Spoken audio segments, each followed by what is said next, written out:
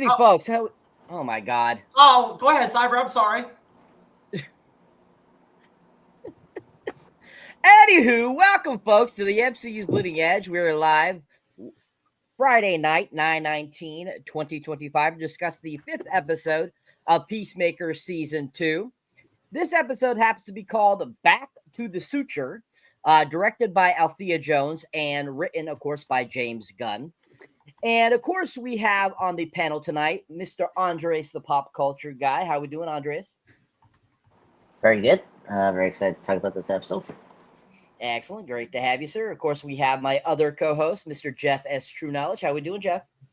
Oh, I'm as I told Luke earlier, sir. I am here. I am here in spirit. I am physically here. I haven't had much sleep recently, so I'm mentally maybe not as there as you might like to have me, but and everywhere else that matters, sir. I'm good to go. Excellent. And then, of course, we have joining us for the first time from the Franchise Addicts Podcast, Luke. How we doing, Luke? I'm doing well, guys. Thanks for having me. This is my first YouTube panel I've ever been on, and excited that you guys reached out to collaborate on this. And I'm excited to talk about this show. It's kind of been a secret passion of mine. I don't have a lot of other friends that I talk to about this show, and but I've kept watching it. So I love it. Let's talk about it. Excellent. Awesome to have you, sir. All right. So like I said, this episode is called Back to the Suture. And this is the 5th episode. So we have not had Luke on with us before. So he has got 4 other episodes that he has not talked about. So, to kind of start the panel off, what I'd like to do is go to you, Luke, and ask your thoughts on the first 4 episodes leading into this 5th episode, sir. Yeah, so the 3-year break between season 1 and season 2 on this show really messed with me. I like totally forgot the show even existed in those 3 years, but I really did love the first season. So I started watching season 2 when it came out. Welcome to the new reality of television, where it's possible to have 3 or 3.5 year gaps in between seasons. Yeah, it's so annoying, especially with these like 30 to 35 minute, very like comic booky like type episodes where it bleeds into the next episode so readily. So like you really want to watch them in succession. So that 3-year break just like it almost makes the show non-existent to me in my brain. I don't want to stop. I don't want to take over your contribution, sir, with cross chatter, but that's your opinion. I actually like watching TV weekly, like episodically, So, Jeff, hey, it depends on the show for me. So I completely get that. So for instance, I'm watching the other big show on HBO, Task. And I love taking that in one episode at a time. If that all came at once. I haven't heard anything about it, but I'm sure it's probably great if it's from HBO. You know what I'm saying? If you like it and it's from HBO, it's got to be probably quality. You know what I'm saying? So same creator as Mayor of Easttown. That was a COVID huge detective show on HBO. Same guy doing this. Awesome. But back to Peacemaker. So I thought this season actually started off kind of slow. I actually watched the first episode and took like a week off because I thought it was kind of a lame episode 1. I don't know what you guys necessarily thought about it. But the tempo and the pace in season 2 has been very different than season 1. Yeah. So I got into 2, got into 3, and it's really picked up for me. I really like where we are right now. I then went back to season 1 because I'm like, did season 1 start slow too? Because I think I watched season 1 after season 1 has a very steady, consistent, high energy pace all through the episodes, where it's very goal orientated all the time. You know what I'm saying? Yeah, and I think what really messes with season 2 kind of gets it stumbling off the blocks is the whole DC extended universe, and then having to basically get Peacemaker to where he ends up at the end of this episode 5 here. You kind of had to do a lot of, okay, well, we got to explain this part. But we ultimately know where it's going to go. So the pacing seems off because we're like, just get there. We want to get there. But we're here now. So I'm happy we're here. And I've enjoyed a lot of the stuff that they've thrown at me in the middle. See, I wouldn't agree with you because I honestly feel like the problem right now is that the story has no direction.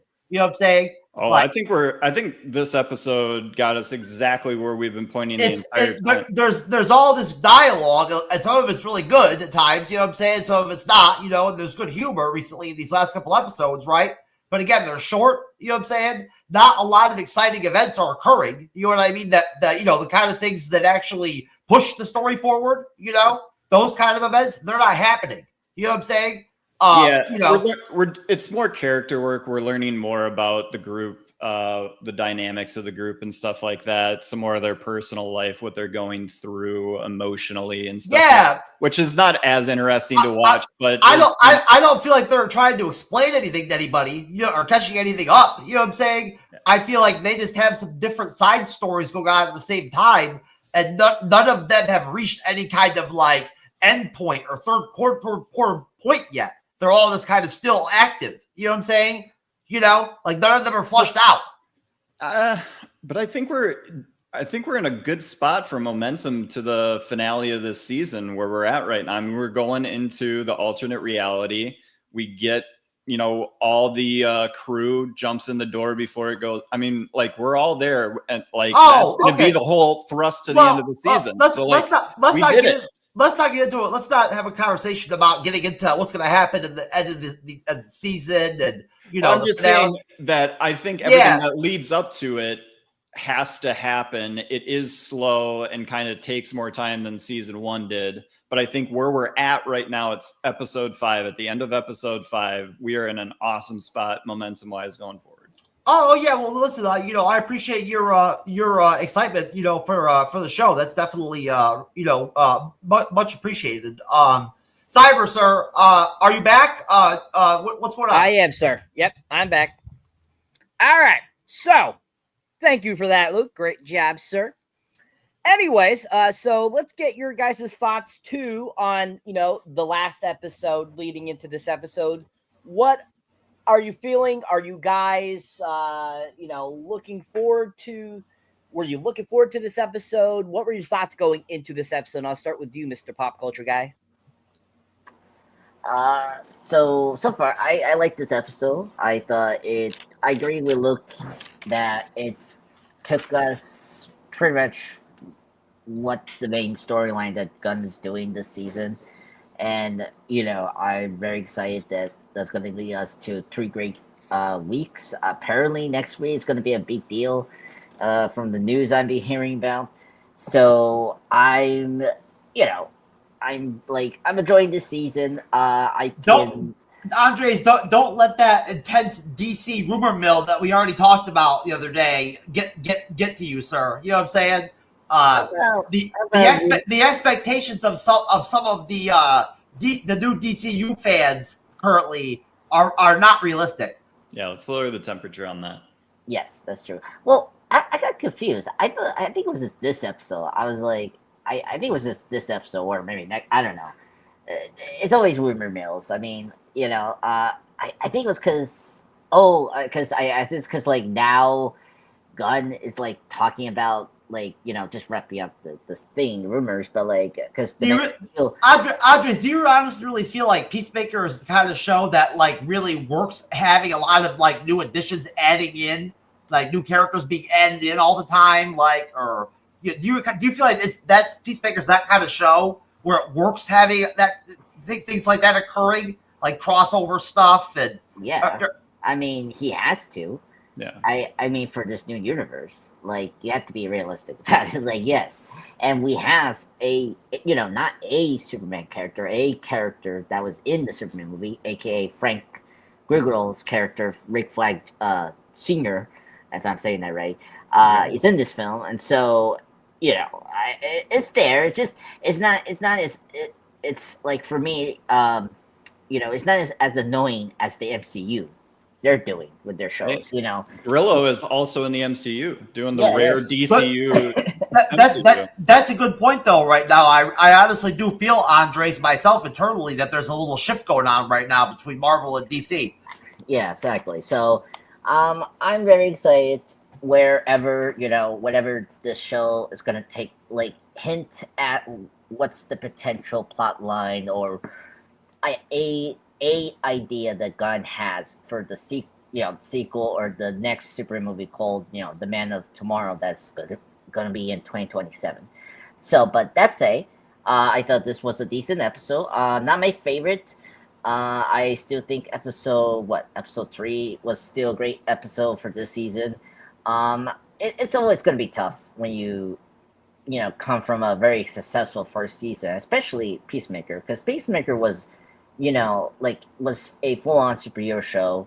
It was a political, not like political, it was this intrigue, it's an HBO adult R-rated superhero show. Yeah, we know that. No, I meant it was talking about the politics of season 1. Yeah, it was the alien invasion kind of show that had twists and turns. You didn't know that the guy who played the main villain from Guardians 3 was going to be the alien. I was like, yeah, it was like a better version of Secret Invasion. Exactly.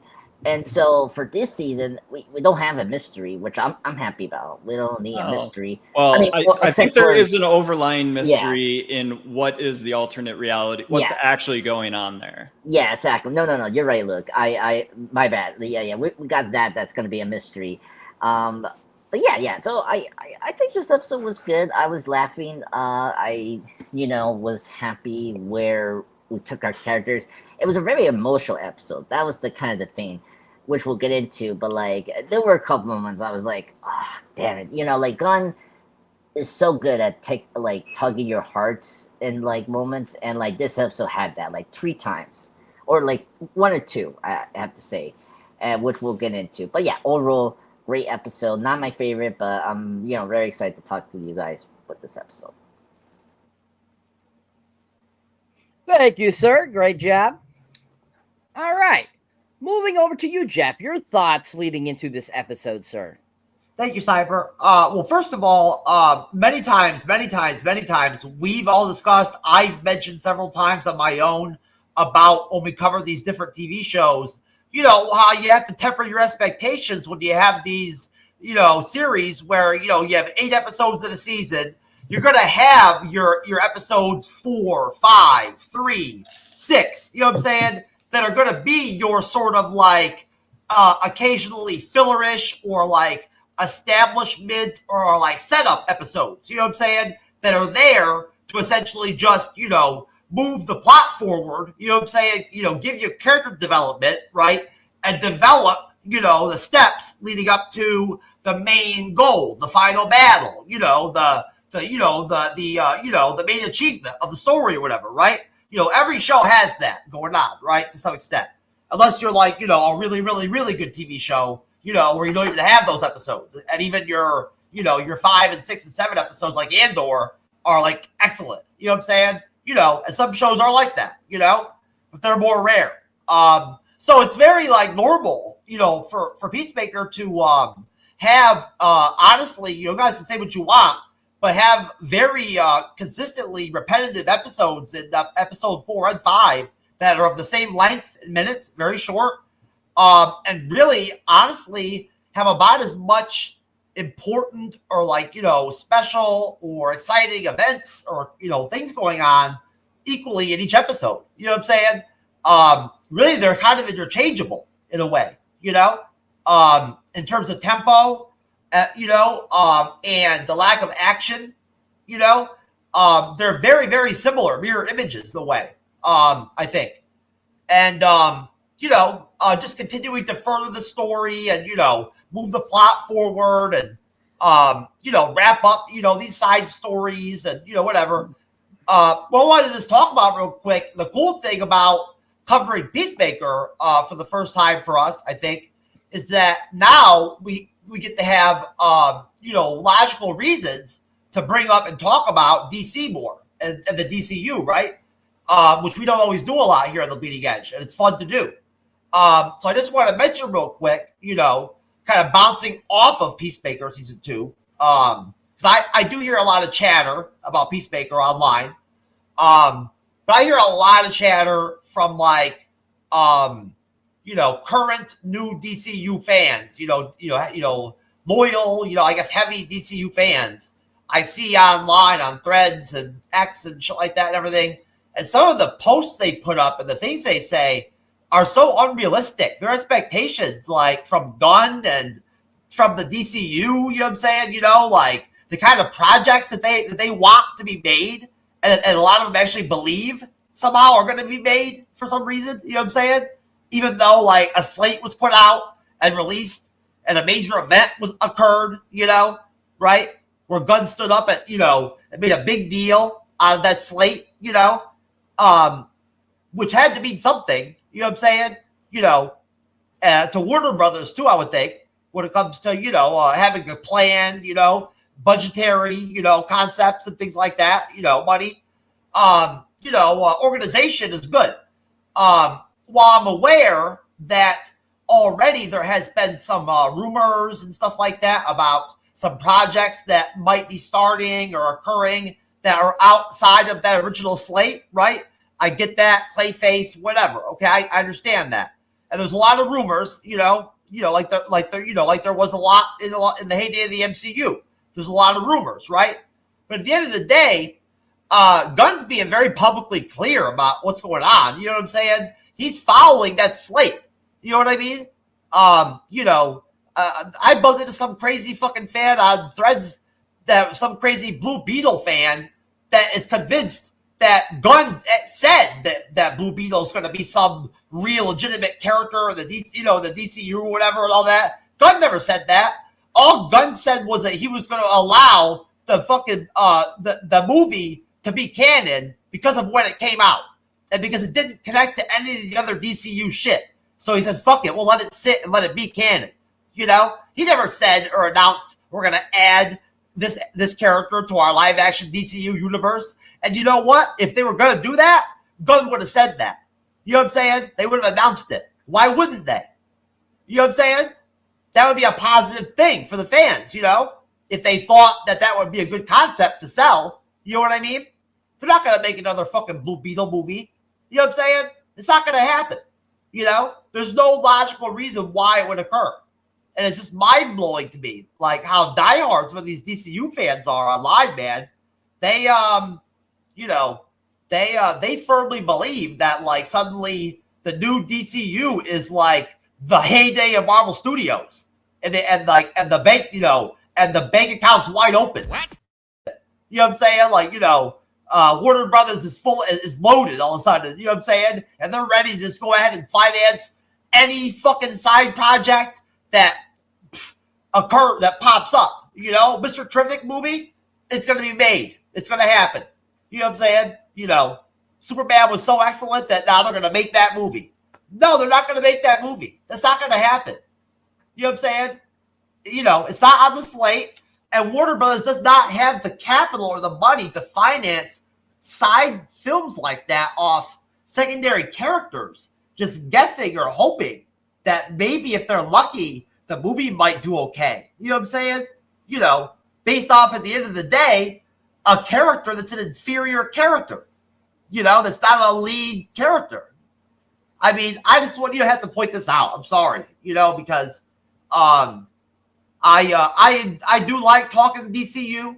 I am excited, and I made that clear about what's coming from the DCU. I like Gunn a lot. I respect him a lot. I think very highly of him and his work. And I think he was the smartest decision and the greatest move, you know, that they made, putting him in the spot they put him in. I think that was a great decision and a great move to give him that responsibility, you know, because I think he's worth it. I think he can deliver, you know, I do. You know, he seems like he has that work ethic, you know what I'm saying? You know, and that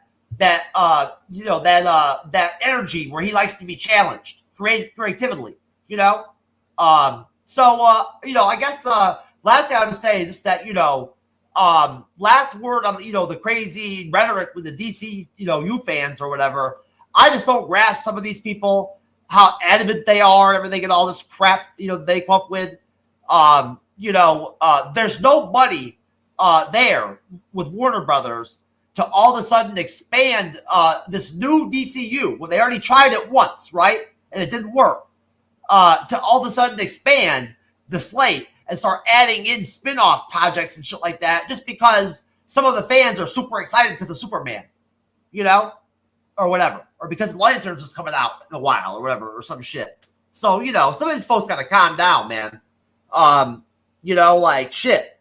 But as far as Peacemaker goes, look, I like Peacemaker. I think the concept of Peacemaker and like the show, the layout of it, how it's built, the characters, the ensemble cast, the team vibe, the family vibe of the show, the writing is good.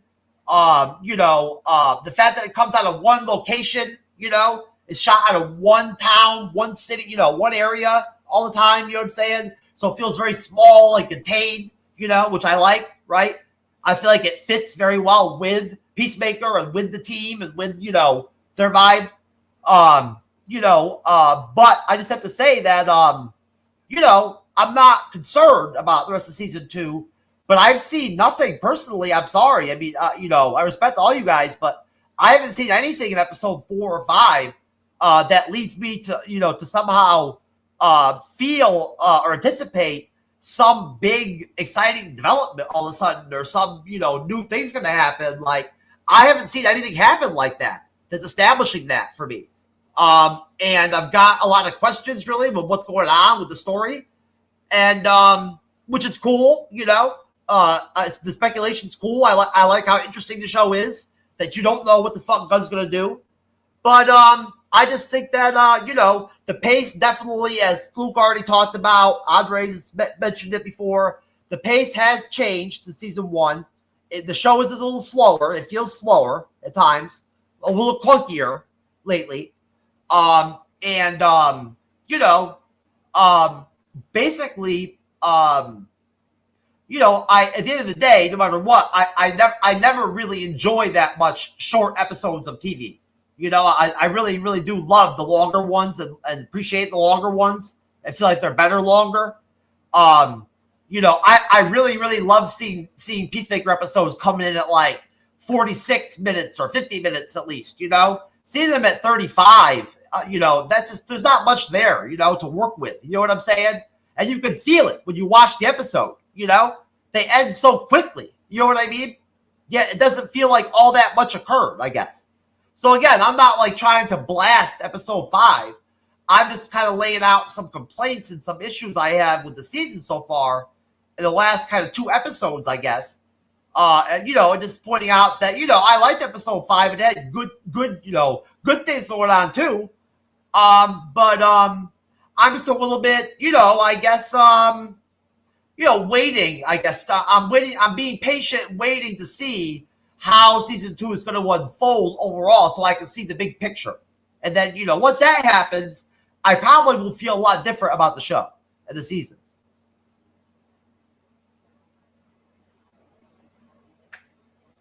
All right. Thank you, 60-Minute Man. It's great to have you back. There you go, sir. No sleep. Machine gun talk, sir. 60-Minute Man has returned. Thank you. And it's not Andres for once. Holy shit. And that's like butter. Anyways, thank you for that allegorical study on the DCU, sir, up to this point. I'm sure everyone out there just loved it. So good to know. Good to know. I'm glad you talked about that. I'm having some really, really interesting, ugly, fucking R-rated conversations and debates and shit and whatnot online with these folks. I'm telling you, they're very interesting. Yeah. Excellent. All right. So, getting into the episode, back to the suture. Like I said, directed by Althea Jones. So the episode starts off. At the meeting location, Harcourt tries to convince Chris to leave, denying that they had a connection after previously hooking up.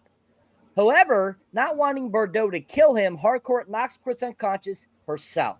So we'll stop there because that's quite a bit right at the beginning there, leading up to then going to Argus. So, I mean, they have that conversation. We see him. He's like hiding behind people, trying to get to Harcourt.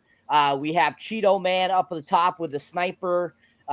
We have everyone, all the different people from Argus kind of hanging out in different places and stuff like that. And of course, we have the cyborg girl come up at one point, and we see her activate her eye, where she's about to take out Chris, but, Hardcore takes her out anyways.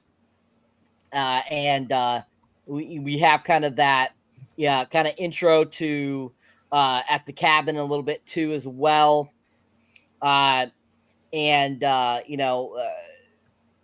You kind of get that kind of idea of kind of where they're at, kind of with what's going on with Chris and everything. And it's a really, I think, a really great start to the episode. I enjoyed it. So going around the panel, what were your guys' thoughts on that section of the episode, the beginning, leading up to Mr. Peacemaker being unconscious by Hardcore, and kind of just your overall thoughts all on that? And I'll start with you, Mr. Pop Culture Guy. Sure. I thought this beginning was very fun. I was happy we picked up where we left off in last episode. Of course, I know Chris was going to avoid the Morse code or the secret message that Hardcore did to tell him not to come. But he was going to do that anyway, because last episode, it made it very clear that he wanted to go back to the, Earth 2 dimension of his other Peacemaker. And so, but he was not going to do it until really the real answer for him was the other Earth 1 Hardcore had feelings for him. And unfortunately, he got his answer, and it was really upsetting, And one thing this show has done a good job with, this season, is the twists and turns have been really awesome. I know it's not, very big, twists and turns, but I really appreciate the twists and turns, like the fact that we got information that Hardcore was in a relation with Rick Flag in the Suicide Squad, and that's why he has this hard time to really be part of this blossoming relation with Chris, because he killed we don't really get a clear indication it's either a lover or just a friend to Rick, but she was very affected about it. And so this episode was very important to see the loyalty of the gang. What was it called? The 11th Street gang. What was it? The 11th Street Kids. The 11th Street Kids, right? Who was loyal to Chris or not? And I like that this episode you kind of see the gray area between the former members, and I thought it was really cool. It's great to see Jewel Master. He's funny as always. He's always has his personality, and I can't believe he still eats those flaming Cheetos, which is spicy. How can he eat those? Fucking houses them. Yeah, I know, houses them, and how is his hands doesn't get I eat Cheetos, regular Cheetos, and you can stick them. He's a judo master. Oh my god, it's in the name. If you were a judo master, you could figure out how to not get cheese on your fingers. That's true. He probably has the magic of the wax on. It's wax on. He's right in the middle between wax on and wax off. No apply. No apply. So it was it's very interesting. He's working with Rick Flag Sr. I was surprised about that chick. Who is it? The second command being a cyborg. Yeah, not the only cyborg on TV now. Yeah, that's crazy. Her versus Morrow. Who wins? Oh my god. I unfortunately I love Maros. He's gonna win. I cannot Maros. Also Kirsch. Let's not forget about Kirsch. Kirsch isn't a cyborg though. Oh, that's true. He would not like being called a cyborg. He would not appreciate that. No. I'll be sorry, Timothy Oliphant. No, I'll be a robot racist. Now not good. Not good. That's interesting. And she has the same technology as the engineer from Superman. There's a lot of questions I have for that character. But whatever. She's a cyborg, so I'm interested if Gunn's going to do something with that later on. yeah, I thought the action was good, and yeah, it was really fun. It was funny when Chris was trying to like go Neo and like he was playing around with the kids with the soccer. That was so funny. I mean, John Cena just really pulls it really well. But yeah, that's all I had to say at the beginning. I think it was really good. I appreciate the way we pick up from the last episode, which is good.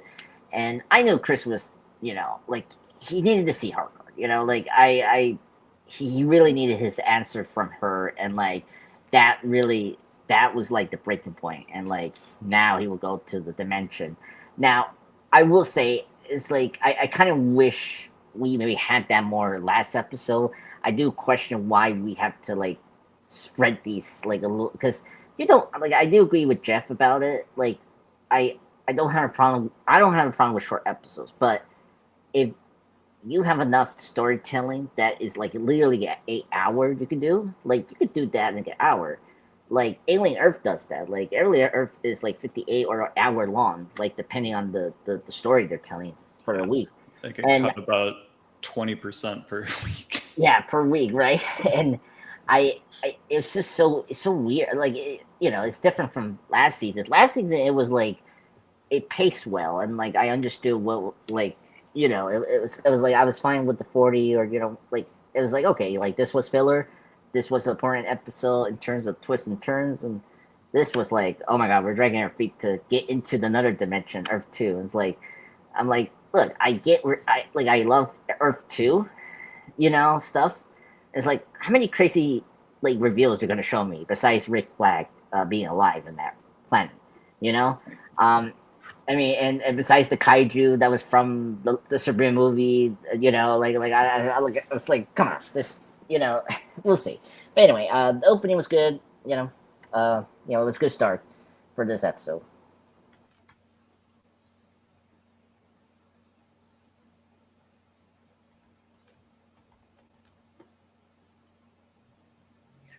Excellent. Thank you, sir.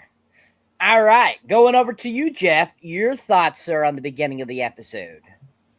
Where does it end, that section, sir? Like I said, when Chris gets knocked unconscious by Harcourt. Okay. Yeah, I mean, I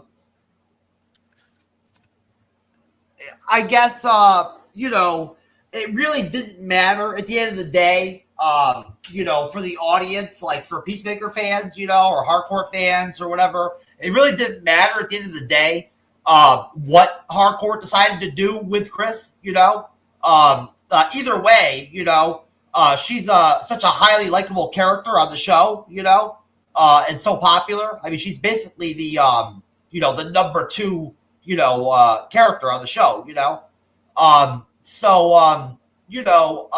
she's very likable, her relationship with Peacemaker, like on the show, is one that's, very, one where,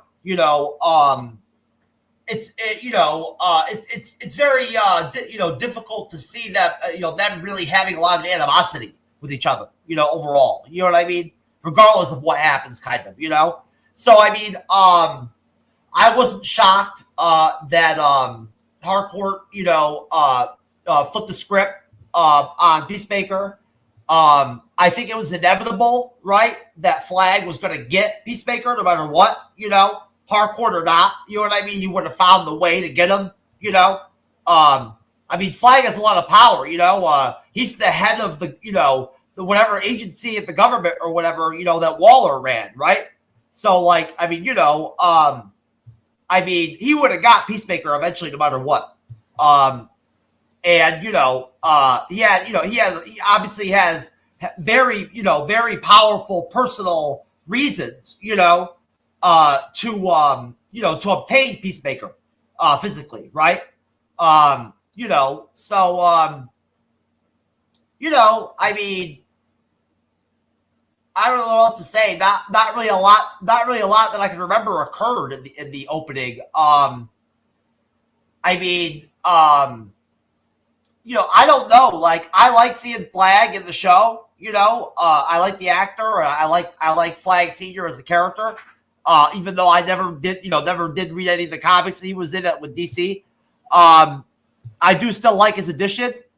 But at the same time, though, I don't know. Like I really want to see what's going to come out of this whole obsession and bullshit with Peacemaker. And this beef with him. You know what I'm saying? Like I want to see how that's going to play out or end or conclude or whatever. Because it continuing to go on is just not all that like exciting.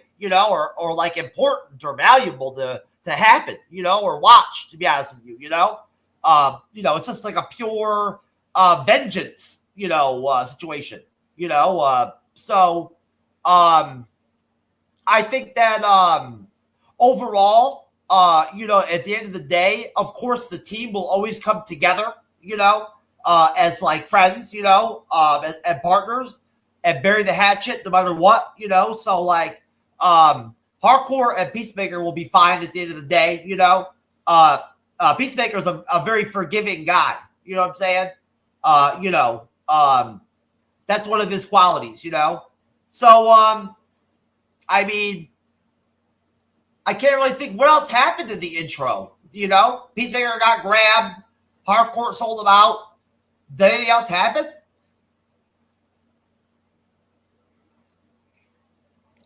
Yes, it was just that section.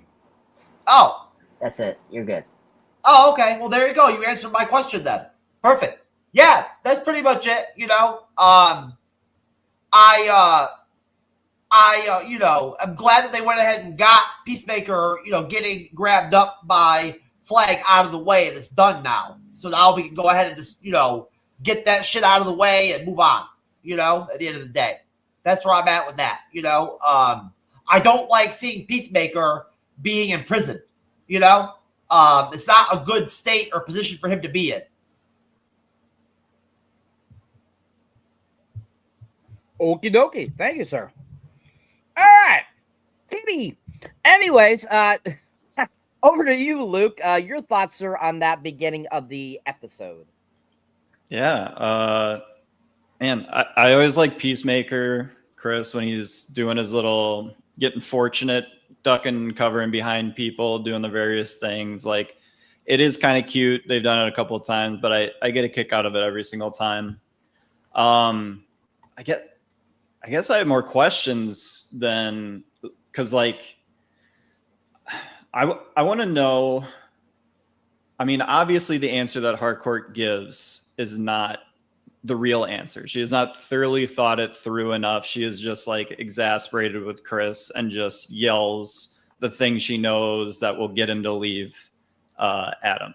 So I don't believe the statement she made on the bench. Are we ever going to see what happened at the party on that boat? Do you guys think we're going to ever get that flashback so that we can judge for ourselves what actually happened instead of just limiting it to how these guys reacted to it? I can see it. I mean, we have flashbacks from last season where we saw better contents of like what happened to Chris' brother and the relationship between him and his father. And we saw that last week, episode 4, with the like how they got the dimension door. Yeah. So I kind of understand where you're coming from. Look, I do want that because like I get from why Harcourt is doing it in this moment, but at the same time it's like you I get her side because she's she loved Rick, but like what happened with that boat thing is like it's like I need more content and more clarification on what's going on with her feelings, but yeah. I mean, I guess just from like a writing standpoint, it kind of seems like they're gonna set up he'll fall in love with Harcourt and Earth 2 again. Like that relationship will start off. Something will be weird about either the world or her in it that he doesn't quite know yet. The original Harcourt is obviously in that, or did she go through the door or did she not go through the door? Okay. It was just through the master towards the end. Yeah. So he's gonna have to come back to original. So like there has to be something like that's just feels like what is going to happen to me. So that's why I want to see what happened on the boat. I want to know a little bit more about what happened in the 3 years that we didn't have Peacemaker. And yeah, I mean, Hardcore, super sweet move to knock Chris out. Another fun little thing where you don't quite know, did Chris let it happen? Because he knew, like, ultimately, you know, whatever. And then, you know, sticking with it the entire way through, that she actually did knock him out. But then she's also saving his life in a way. Economos doing his computer shit. Or I mean, we'll get there, but, you know, it's setting all that stuff up. Yeah, really, really fun start to the episode. And yeah. Excellent. Thank you, sir. Very eloquent, sir. Very eloquent. Anywho, great job, everyone. Yeah, I mean, I think this whole section here that I've, you know, right at the beginning is pretty funny, especially when he's ducking behind everyone trying to keep from getting shot by Cheeto Boy.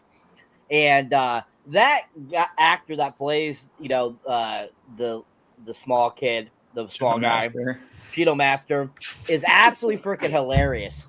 That kid, he's incredible. Awesome. He is absolutely awesome. And it was so hilarious to see that they brought him back for this season, especially after we really don't know what happened to him the last season. We think he's dead, but apparently he died like 4 times in season 1. So it's kind of like, okay. He got hit by a truck. He got shot in the chest. Yeah. So absolutely hilarious. So I thought that his whole thing when he's like up talking to Rick Flag and everything is like, I got a shot, and he's like, no, damn it, and he just keeps going on. It was super hilarious. So I think that whole beginning is really done well. I think it's a good start because, like everyone kind of mentioned, I'm glad that it starts right off where the last episode ended, so that it feels like one kind of cohesive story, really. So that was nice. Oh, I did want to add that I agreed with what Jeff and Andre said, that these last 2 episodes, the one we're talking about now and 4, you could have combined them and figured out like a 50-minute episode. Yeah. Kind of drift into, I mean, because we end up getting where we need to go anyway. We knew the entire time that's where we're going. Like you guys said, most of what happened in the last episode just re-happens in a different way in this one. So yeah, totally agreed with that. But still, Cyber, I did think, like you, that this is a pretty rip-roaring start to an episode. Excellent. Thank you, sir. All right. So moving on from there. So we get to Argus, and Harcourt managed to get economists to book Chris in jail in order to save his life, as Flag Sr. brutally beats him up. Chris is let go and picked up by Adebio, who takes him back to the cabin, unaware that Judo Master is following them on Flag Sr.'s orders. So we'll stop there. So there's quite a bit that goes on there. A little bit of conversation in the car as they're driving Chris back to the thing. We have the whole interaction with Harcourt and Economist, her getting him to book Chris in jail. And, of course, the one cyborg chick, she's like, what are you doing? And he's like, yeah, I'm booking him. He's at Argus. We got to go by the law, folks. You know, I thought that was absolutely hilarious. I absolutely love Tim Meadows in this series so far, in this season. He's been absolutely freaking hilarious. Undefeated. And he is absolutely the best portion, I feel, of this, you know, season so far. Guys, I mean, the bird blindness, I died laughing and kept laughing. Like, I had to stop the episode. It's the funniest shit I've ever heard. But now it finally has lost its luster. It has, but they've stopped it. It's gone back to just nicknames, and I know you're right. They cut it out. They did right at the right time. Yeah, they definitely hit it as many times as they could. They went back to the well one too many, but yeah, they cut it out. Yeah, and then you know, Rick Flag beating the shit out of Peacemaker was pretty interesting too. He was getting kind of justice for his son a little bit, and you know, and stuff like that. So that was kind of interesting too. But overall, I think that, you know, this is a pretty good section too. I thought it was pretty interesting, especially after, you know, Chris gets back to the cabin, which we'll get into in a little bit. So what are your guys' thoughts on the Argus sequence? while they're there and everything, and the kind of the craziness goes on. Judo Master following them back to the cabin and all that kind of good stuff. So what are you guys' thoughts? This time I'll start with you, Luke. Yeah, man. You know what's funny is that Frank Grillo's like 5'2". John Cena's fucking huge. So Grillo beating the shit out of Cena was very funny. Very brutal, but very funny that little guy Grillo's jacked. Don't get me wrong. I wouldn't step to Grillo. So if you're out there, Grillo, I'm good. We're good. But yeah, super fun stuff there. Always love Economist. Like anytime that he has to fucking do anything, he's just a pain in the ass.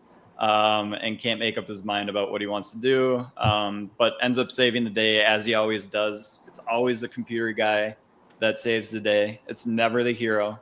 So all you computer guys out there, you're doing the good work. Yeah, man, I don't have much else for this particular section. Yeah, hand it off. All right. Thank you. All right. Over to you, Jeff. Your thoughts, sir, on this section, which is just the Argus sequence that leads up to Chris going back to the cabin after he's released from Argus. What is the Argus sequence? Oh, Jesus fucking Christ. Well, what is the Argus sequence? That doesn't explain anything. When they're at Argus? Okay. What doesn't that explain? Are you saying when they go to the actual government building and then that's when Flag beats up Peacemaker? Yeah, what else would that be? He's got building blindness. I don't know. Argus goes to different places all the time in episodes. It does. I said goes to Argus, sir. I said goes to Argus. I didn't say Argus goes somewhere. I said goes to Argus. Okay, I wasn't sure. I thought maybe you were talking about something that happened with other Argus people or something like that doing something else. I wasn't sure. No other. I don't know, sir. I don't know. I don't have a clear, finite, reflection of the episode layout in my mind, unfortunately. It's a little bit hazy. But either way. So, yeah, I mean, look, Flag is supposed to be tough, he's not that old, right? And, he's always been an oldie and a goodie anyway. But he's a trained soldier, from what I understand about his character, he's known, just like his son, to be very effective in combat, right? Hand to hand, with weapons, I think he likes the same women as his son too. Yeah, well, I mean, he's like a top level soldier. He's like a high level, special forces sort of like type of like, soldier, that just happened to like work its way up, right? So I mean, honestly, it's a lot more realistic and feasible watching him beat up Peacemaker than it is seeing Hardcore completely fucking like destroy all these men all the time, in her fight scenes and shit like that, sometimes some of that is a little bit far-fetched. I got to admit, that's one dig I'll drop with Gunn, is that I don't find some of those scenes where she just destroys dudes when she's drunk believable, because she's actually not very big. She's a very small woman. So realistically, she could not be that powerful or that strong physically in a fist fight with men. But yeah, it looks good on TV, right? And it works for her character and for the show, I mean, as far as like Argus, and all that, I mean, everybody knew that like Flag, was going to beat up Peacemaker or whatever, or torture him or whatever, it was just a matter of like how it would go, how it would end, how far it would go, honestly, like I always kind of wonder sometimes with Peacemaker, if like there was ever an idea in the comics that maybe he was like maybe like a metahuman, like on the DL or something like that, because he takes so much punishment physically at times, right?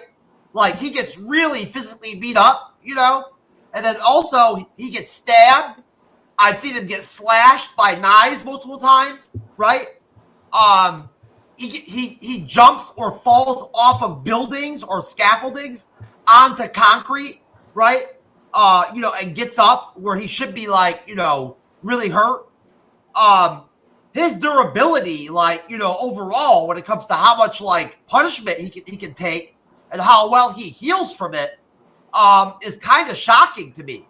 As what I'm assuming to be, he's supposed to be just a straight up human, no powers character, right? That he's just big and strong. But honestly, I could see how somebody in the audience could question, if there's something going on with Peacemaker, if maybe he has something going on that we don't know about, right?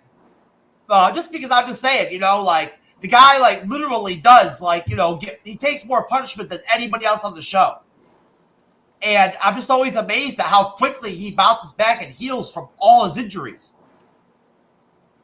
He never seems to stay hurt or retain being hurt and be affected by it later on. Which is whatever, I don't care. Besides that, I will say that yes, the Argus agents are pretty funny and pretty cool, seeing Flag have that one Argus chick wanting to suck his dick was pretty cool, I like that, that was pretty cool. You could tell Flag was down for that shit,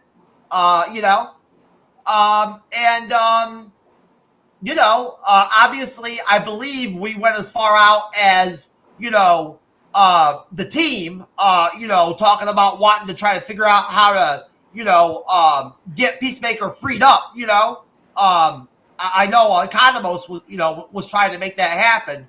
I forget exactly what they needed to do for him, right? But obviously that that worked out, for Peacemaker, right? So that's it, Cyber. All right. Thank you, sir. Excellent job.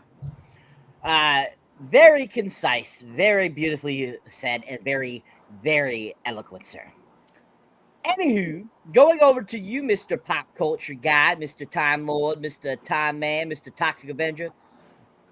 What are your thoughts, sir, on the Argus sequence where they're at Argus?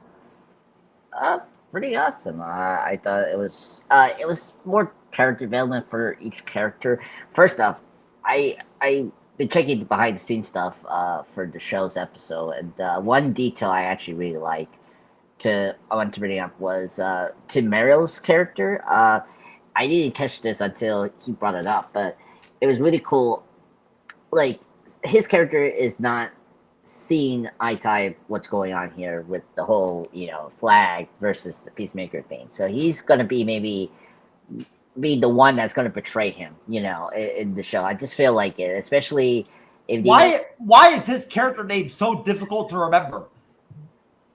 I don't know. It's gonna be like that, but whatever. I mean, They don't say it enough. Yeah, say enough. But Tim Merrill is a great actor. I agree with you, Cyber. He's such a funny comedian. I mean, Ladies Man, underrated Saturday Night Live movie. But yeah, he's doing a really good job. I think he's the best part about the show. I think he's the best addition, and I like some of the details they're doing with his character now during this episode. If you remember his first appearance in episode 2, he talks about with Economos how you want to be gestured, either shake by the head or shake hands, and then this episode, it was really cool when, what was it? John, book Chris in the record thing, whatever, and he say, good one, I think a wise choice, and then he did the nod to John. So that was really cool detail, and maybe something that could be developing later in the series, because I really like his character, and I think he can add to the Peacemaker team and whatnot. Yeah, and I like some of the details with Rick Flag, Siri here, he's fight, feet, but I'm not surprised because we fight people are very fast. I mean, we are very fast. I don't know why you think, Jeff, we can it's not impossible. Tom Hardy in Dark Knight Rises, he's not 6 feet. He's literally 5 feet. Tom Hardy in the movie Warrior. Yeah, Warrior. Literally right. An MMA fighter. Yeah, and the scene where Bane, of course he gets mass damage. He does the punch to Batman and to the wall, and he did it like a Super Saiyan speed. It was whoa, that's how fast we are if you push us that far. So I'm not surprised. He but Chris he didn't put a fight either because he knew this was gonna happen. He's trying to atone his demons and what he did to the death of his son. He did it, and he's that was the whole point. I don't think Flag displayed any actual fighting ability or skills. He just beat the shit out of Peacemaker, and Peacemaker let him. Yeah. Well, Peacemaker definitely let him. Yeah, let him. Yeah. And but Rick Flag Sr. doesn't know that Peacemaker killed Rick Flag yet. No, yes, he knows. No, he knows. Yes, he does. That's why he's beating him up. Yeah, because when did he find out? Episode 3, episode 3 or 4, or no. He's known the entire season. Yeah, because he's known the entire season. Yeah, yes. Because he read the file. He finally wasn't there something in this episode though where they're wait. Oh, so yeah, because I want to bring up the flashback that we kind of missed. Yeah, because that was before the trap.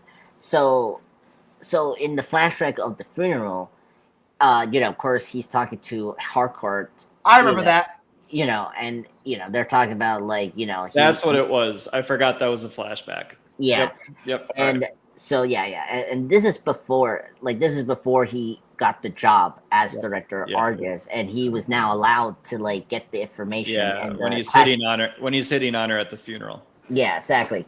About information, but she couldn't disclose that.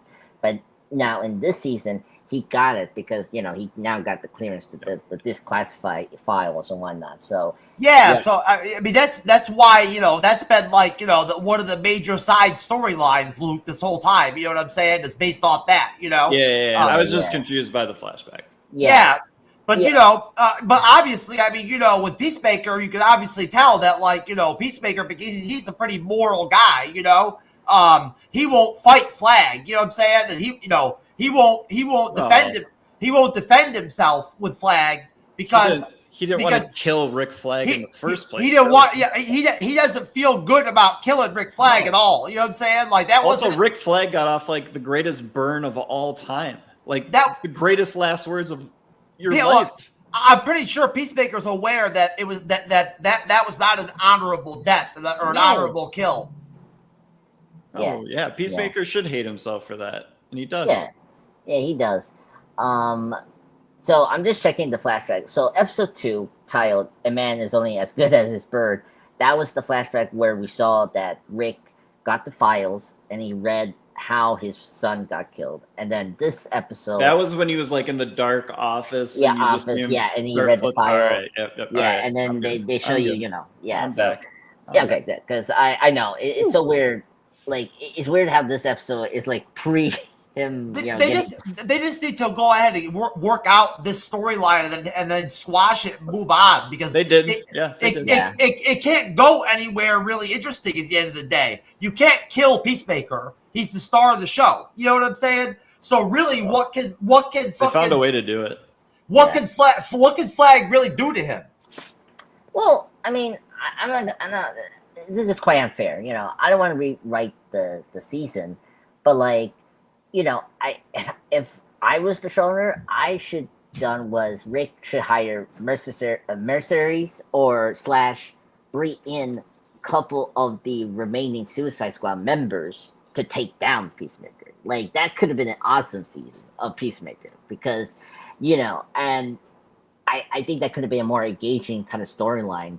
And you could have done that simultaneously with the multiverse thing, because you couldn't like see an industry flip flop of the. You could have teased the multiverse. Isn't it obvious? Isn't it obvious that they don't consider Peacemaker the sort of like power level, like sort of character or like hero or whatever, or that his danger level.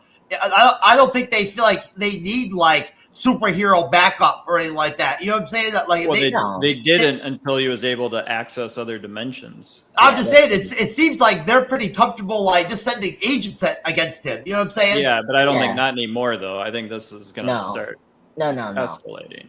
Yeah, excellently. Yeah, that's the thing. Like, yeah, like either like I mean we got the cyborg lady, so like that's escalating quite a bit, from I mean also last season he was dealing with aliens, and that was like and also, last season cheated, so that's true. It cheated. It did the one of the greatest TV gimmicks you can ever do, which is like, who's the bad guy? You're never gonna know, because it's this alien life form that lives inside you. They just did the thing for an entire At the end of the day, Peacemaker is not a metahuman, as far as I know. No, he's just a regular human. So at the end of the day, a big ass group of actual just regular people can just like tackle him and grab him up and stop him. You know what I'm saying? Yeah. I just checked the. I double checked it too. The whole gimmick that he's had is that he's super lucky. Plus, Peacemaker doesn't like to shoot innocent fucking people. Like agents and police officers. That's not his deal. Yeah. But yeah, I think overall the Argus scene was pretty cool. For developing certain characters, like you're seeing Hardcore and John being still loyal to Chris. Well, actually, Hardcore more so than John, because John he's I don't know, something I like John, he's a funny character. I like him from first season, and like I relate to him, but at the same time, I'm so frustrated with him this season. It's like, dude, I get you want to have a job. It's like, you can get another job. You're not blacklisted like Hardcore. So like, why you're so desperate to keep this job? Like, I don't like risk your job and find another job that they will want you badly. So like, it's so weird. That part, it really frustrated me. It's like, come on. Isn't he just gonna ultimately like start working with Adebayo outside? I never really, or her business, or like he's been working essentially for the government for like the last 20 plus years of his life straight. You know what I'm saying? Yeah. Exactly. Yeah. So I suggested him to open a donut shop, because I don't think he should be involved in government. But anyway. But that's all he knows is like black ops and like working for the government in some form of fashion. I'm being in prison. In prison. Yeah, I mean, I don't know. Like, I don't know if they're gonna do this, but like, it'd be kind of funny if he goes to Arkham and like that's his new job. It's like, oh my god, he went from the worst job to like even worse. I wouldn't want to see Arkham in Peacemaker. That would be the worst fit to like have that happen. Silly. No. Silly. Oh, you guys think it'll be silly? I don't know. Yeah. Peacemaker. It would not. It's not the right tone. It would not. It wouldn't flow at all. Yeah, It's Metropolis. They don't. It's a Metropolis. Okay. They clash. They don't connect at all. You know what I'm saying? The big city. This is a little town. Metropolis. Yeah, big okay, city. The atmosphere and vibe of Peacemaker is so different than fucking Arkham. Yeah. I guess it could be a total whiplash, but anyway. Arkham only works if you have like a Chicago or Gotham right there. It'd be cool if Batman like hired Peacemaker to do a job for him. Oh, that's a good point. That would be cool, sir. But as a not even very knowledgeable Batman fan, I know that Batman never hires out a job to anybody. He always does everything himself. Maybe it's Alfred behind its back. He's like, can't bring this one to Bruce. Can't bring this one to Bruce. You gotta say no to a couple. Batman does not subcontract Batman activities. Yeah. I mean, Wayne Corporation subcontracts lots of things. So no. I'm saying strictly Batman stuff. Batman does not subcontract that stuff. Yeah, he doesn't go that far. I mean, Fed Ra's al Ghul for a while, got him back. Yeah, that's true. Well, that was like he had to do what was necessary to stop that. Same. That I mean, yeah, I know it's a little weird, but anyway, that's my thoughts on that section of Argus. I thought it was very engaging. I think the last part, or the stuff with the friends and all that, was like my favorite part about this episode. So that's all I have to say about the Argus section. Thank you, sir. Very, very good. A nice little cross chatter with you guys there. Great little stories and everything. Very well done.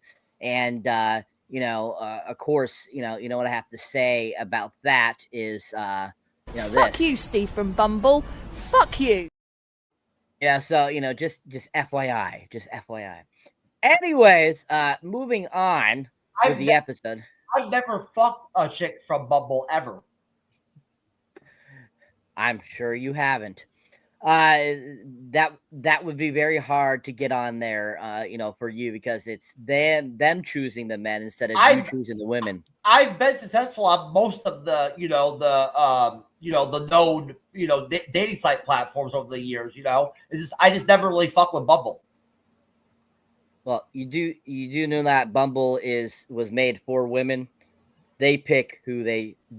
It's like Tinder but for women. Yeah. I knew that it has some sort of like weird, concept or structure going on that was like that. Yes. So I think that you would not have a really good shot on there because it's that way. Is what I'm saying.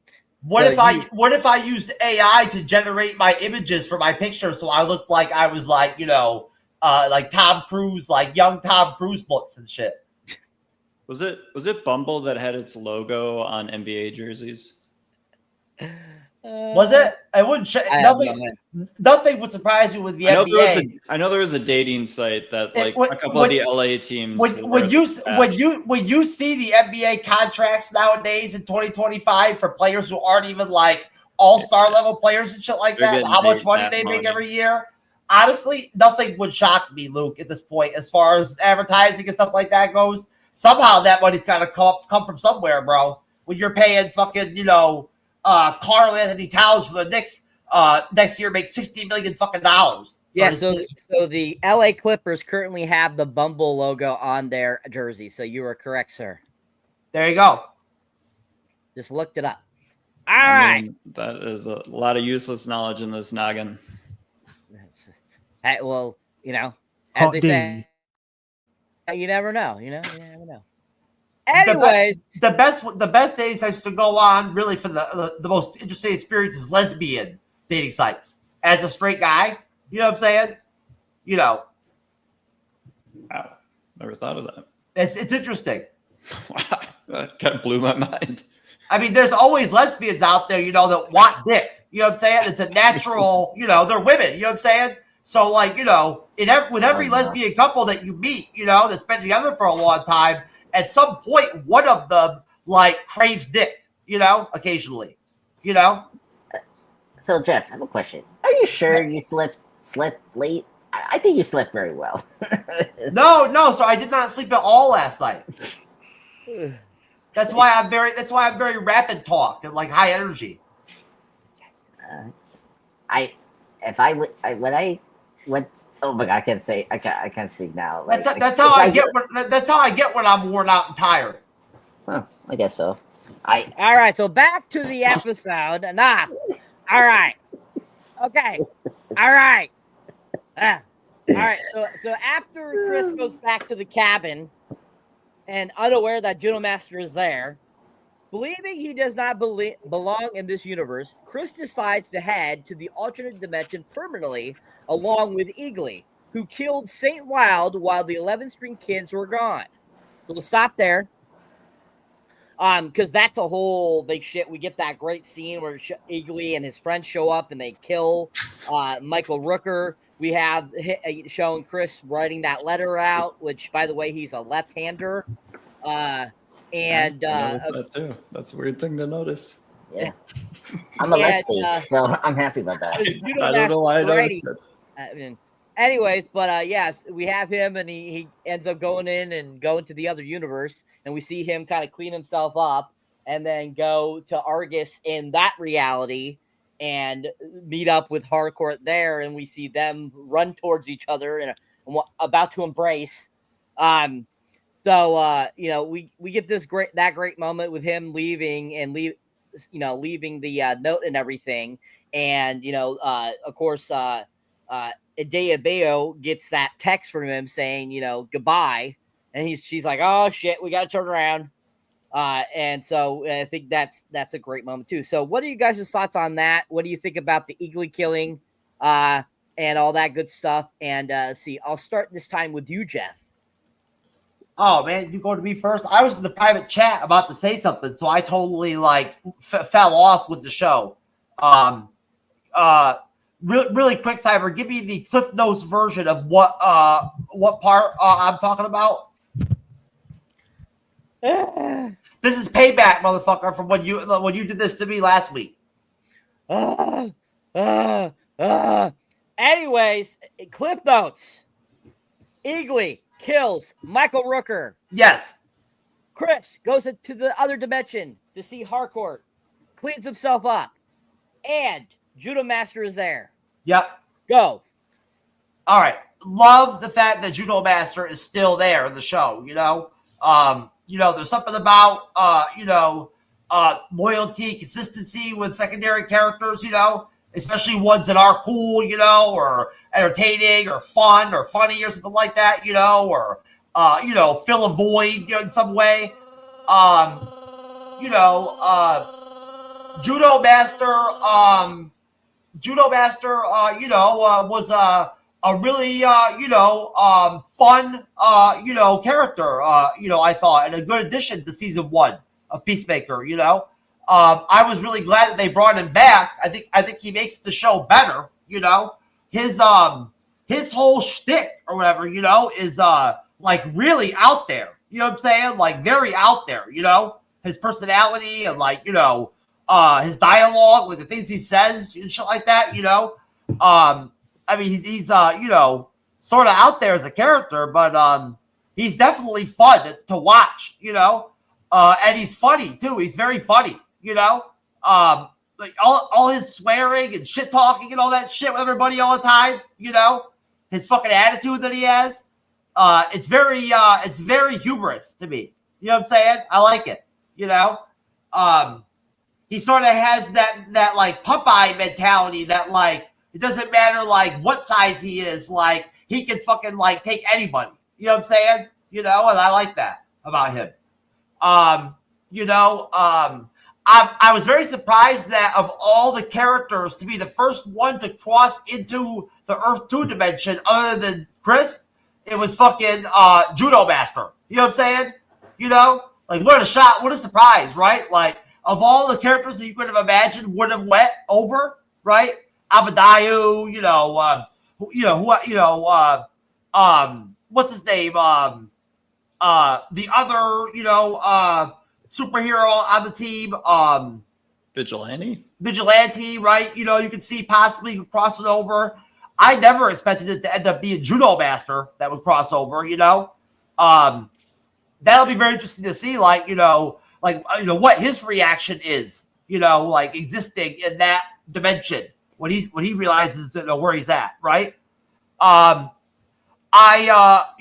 was surprised, but I guess we were sort of already tipped off previously when it was already mentioned, on an earlier episode. We talked about the fact that it said that, that Chris was considering actually full on moving to Earth 2, to Earth X or whatever, actually moving there.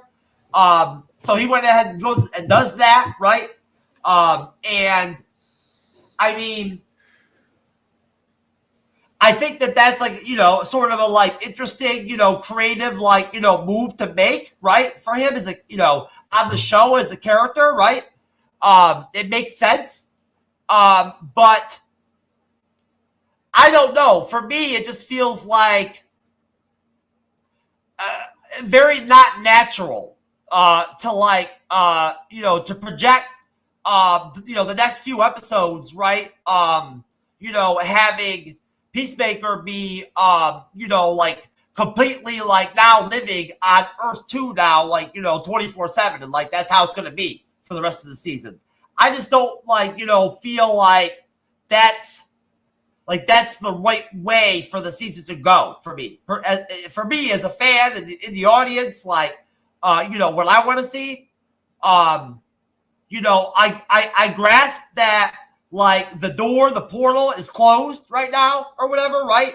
And I have no idea how or who can fix that, right? Or if they even can.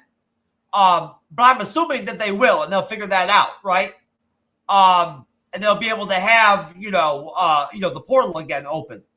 But hey, it'll be interesting to see, Peacemaker again in Earth 2. Obviously something, something secret agent, something something really low key, something really weird or bizarre, or the rumor of it being Nazis, type thing is going to happen or is happening or going on with Earth 2. Everything is too good and everything is too hunky-dory in Earth 2, right? It's too perfect. There has to be something going on, because something's going to have to happen or change or occur to cause, Chris to have to want to or be forced to go back to, actual Earth, right? Where he belongs. You know what I'm saying? So, obviously, I think we all would agree something's going to happen and change really quickly, in the season in Earth 2 that we haven't seen yet, right? There's more there that we haven't seen. Think about it. Peacemaker has actually only explored that world, for a very limited amount of time. You know what I'm saying? In terms of how much, exploration and meeting people and, what's going on he's done. He hasn't done much. So, there could be all kinds of, crazy shit going on Earth 2 that we don't know about.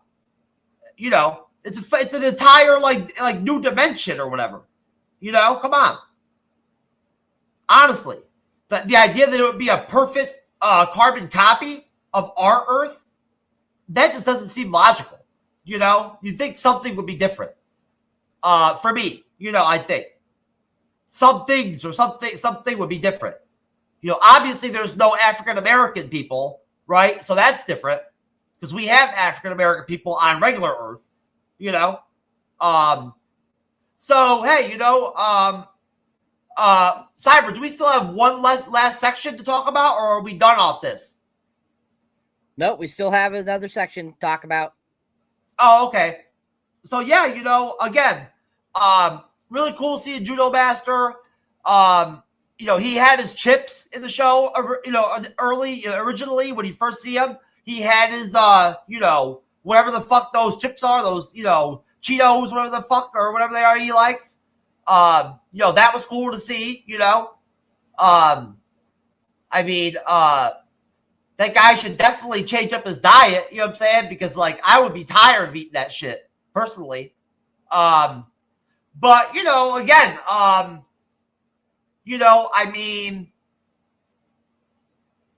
not a lot really happened, at times in the episode because it's so short at the end of the day, right? So it's not really a lot to talk about. I think. I have a hard time pronouncing her name tonight, but Abadayu or whatever, really did not get a lot of important screen time in this episode at all. She was very much not involved, a lot in episode 5, which I was okay with. You know what I'm saying? That's gonna happen, on a show, right? So she had a very low key episode in terms of her event, what occurred with her character, I guess I'll just say that the death, of Michael Rooker's character was so funny and cool at the same time, really cool, him apologizing to Eagly, was really, really, really cool and funny, I thought. And Eagly having powers was cool. I did actually really enjoy that. And seeing all the Eagles come together to peck Michael Rooker to death. That was a pretty solid death, and that's always great to see when you can go ahead and give a really solid, rewarding death to a side character like that on a show. You know what I'm saying? And have him have a good impact like that and go out good. Go out on a high note.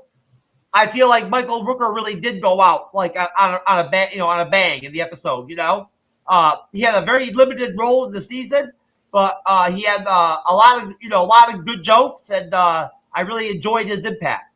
Of course, you never know; he might bounce back somehow and like resurrect himself from dead. In the next episode, right? Who knows? That long rifle that he has to shoot eagles was the stupidest, most like illogical, cumbersome looking fucking like rifle ever. You know what I'm saying? I mean, that was probably the longest rifle I've ever seen depicted in film. That is longer than the elephant gun, and the elephant gun is long. That's longer, that gun. That was very funny that he had that rifle. It was very fitting for his character,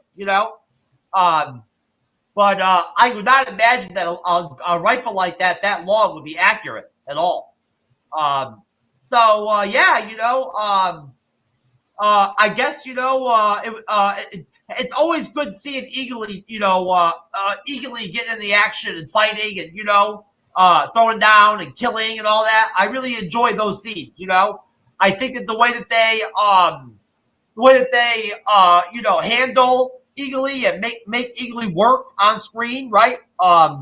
It looks great. It's very impressive and very, very real looking. Very real life. So I think that's actually probably one of the sort of low key, really solid, kind of cool things about Peacemaker is kind of how well done or how good they are at pulling off Eagly. On screen, right? I think that's it's a major strength for the show. Lastly, I'll just say that there was no sex or nudity or anything like that in this episode at all. Which is okay. But it's been a couple episodes, where we haven't seen anything like that, So I'd like to see that come back, in some way. I think it's good for the show. That's pretty much it, Cyber. Yeah, I'm good. Okay, thank you, sir. Welcome back again, 60-Minute Man. All right, excellent job, sir. All right, going over to you, Luke. Your thoughts on that section, sir? I just want to be clear, quick, Cyber. In real life, I actually have pulled off being a 60-minute man where it matters. Multiple times. So I'm a dual threat, sir. I can not only 60-minute man on the guest panel, but I have videotape proof somewhere. I believe where I can demonstrate 60-minute man performances in real life, situations. What? Quite a plug. All right, over to you, Luke. And they're very confidence boosting to watch. I don't know how to follow that up. Man, I'm sorry, Luke. I'm sorry, Luke. No, you're good. You're good. Michael Rooker is a very funny guy, and they just like with the bird blindness joke, they got him in and out in a really nice amount of time. I had to look up his character name. It's Red Saint Wild. Yeah. That's an insane name. I know, it's very bizarre. It's hard to pronounce and remember. Also, that gun makes total sense that he has that gun. I mean, this guy went into the astral plane to Luke, where Eagly was. You're right, Luke. I agree. It's perfect for him that he would have that gun. You know what I'm saying? Yeah. It's like a cannon that would be on a ship. Yeah, no, it's exactly the kind of gun he would have. Yeah, but I mean, wide range on the spray of those pellets. So yeah, all that stuff was awesome. Prime Eagle, Eagly. I like the fake out. You know, the Michael Rooker tries to trick him with the mouse, and Eagly doesn't like that, so he gets him back with a fake Eagle death. Just classic stuff from Eagly. Kind of feels like, it feels like to me like Gunn is edging for maybe these guys to be kind of the Guardians of the Galaxy for the DCU. Maybe they jump in as a team. Gunn likes to pull the heartstrings with the animal. What do you mean? Like that, like the Peacemaker squad or whatever team as like a Guardians of the Galaxy version? Yeah, like they just kind of hop into shit, and they're just kind of this rogue force that's off, like kind of doing their own shit all the time, but they get called in for the big stuff. Do you honestly think that like the squad of Peacemaker have the same are like as powerful and capable and like Hawkeye, what are we talking about? Hawkeye's not in the Guardians of the Galaxy.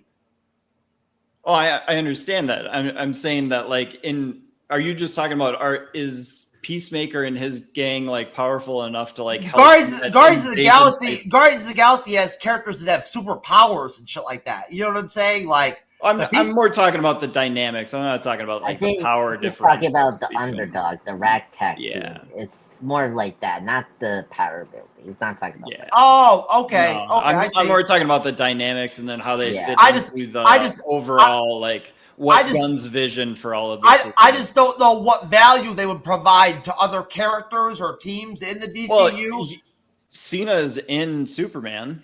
Like they brought him on to do the gag as a panelist. So like they utilized him in a funny way. Like he's just this kind of 5-second bit part, but got him in, got him out, tied it all together.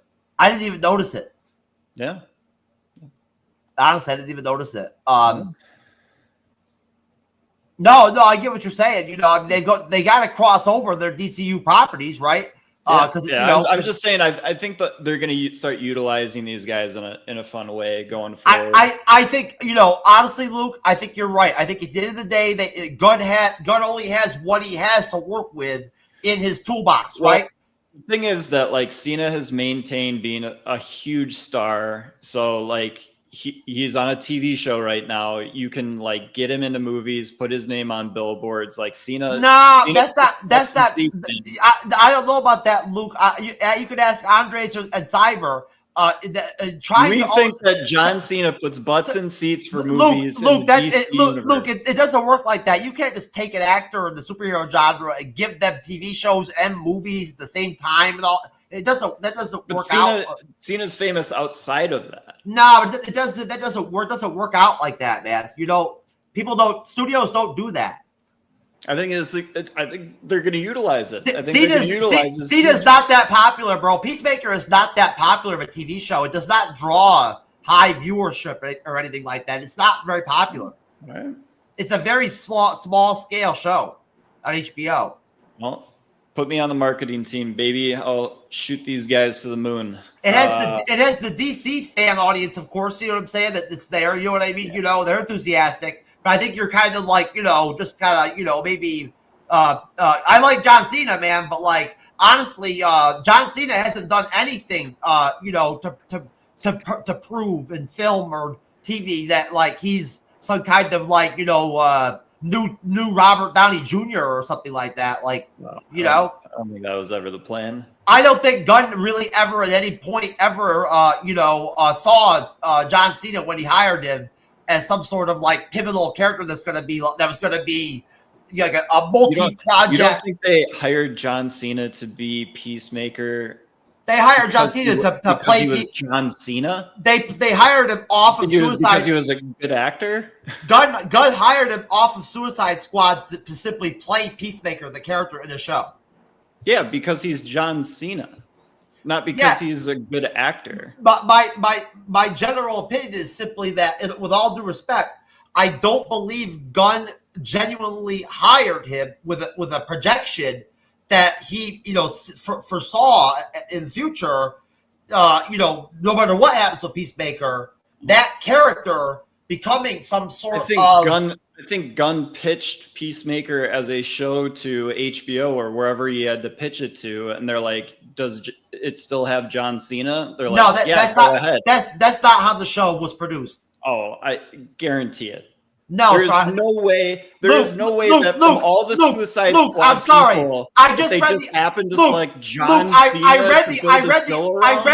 read the article 2 nights ago about how the show was made. That's not how they hired Cena. They can say whatever they want. That's what they did. Gunn cast Cena to be Peacemaker after Dave Bautista was his first choice, and Dave Bautista passed on the role. HBO did not cast John Cena. Gunn did. Okay. Yeah, it didn't go that way. That's not how it works. I don't understand what you're talking about. John Cena is not this, whatever character popular. I don't know what you're talking about, man. Is WWE not popular anymore? Is it? No, he is. Not just buy it for like $8 trillion. He is, but I just, I like Peacemaker, but again, hey, I could be wrong. Look, I'll apologize 100% if in a year I'm wrong, but I just generally don't see Peacemaker ending up becoming some sort of like real big crossover character in the DCU that's going to move around a lot and be featured in films and do his show at the same time. And why would they make a second season of it? Because that's how TV shows work. You make one season. If it's good, you make another season. They didn't have to make it. They waited 3 years. Luke, that's how TV shows work for like decades now. If one season works, then you make a second season. All right. Why would you not make a second season of Peacemaker? Well, you would make a second season of Peacemaker because you figure that this whole project that you're doing, you're going to use Peacemaker. HBO traditionally is loyal to their TV series and almost always produces at least a second or third season of their shows. Always. Not unless it's only intended to be a one-season thing. HBO is not Netflix. HBO does not cancel shows after 1 year all the time. I know, but they made Watchmen. That was only supposed to be one season. Peacemaker could have just been one season. How many seasons of Watchmen? How many seasons of Watchmen were there? There were three. There were three. There's one season of Watchmen on HBO. That's all there is? Yes. They canceled it after one season. It was that bad? It was intended to be one season. Oh, holy shit. I had no idea. Complete story. Like Peacemaker could have been. Anyways, listen. And it's done. Listen. The argument is very simple.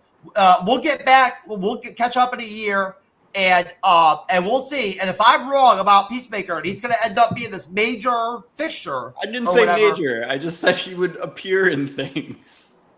Yeah, okay, most definitely. I like John Cena. He's great playing Peacemaker, most definitely. I also think it was cool that Judo Master got into that second universe. Both of you get an award. Oh my god! I would not accept my Oscar if it was Chloe Zhao. That was the one that had to give it to me. Yes, please. I would definitely want to see that. Yeah. Luke, listen. I really do appreciate and respect Cena for his acting ability and how well he portrays Peacemaker. He's really, really good, and the show is really solid. You know what I'm saying? Honestly, and no, I do know that Cena is a megastar, and I think that he's totally like in his peak right now, without question. Right?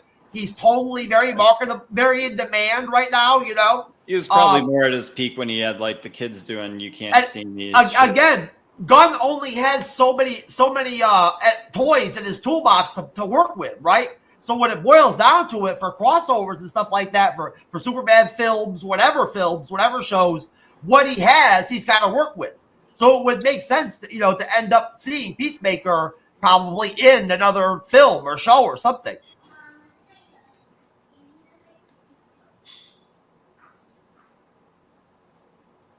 All right. Did you have anything else to say, Luke? Oh yeah, I said Judo Master in the second universe. That's going to be cool. I I think I've written a better joke than they're ever gonna do, which would be that when Judo Master gets into the second universe, he should find out that there's no more flaming hot Cheetos in that universe, and just be fucking devastated. That could be one of the big differences and alterations of the Earth.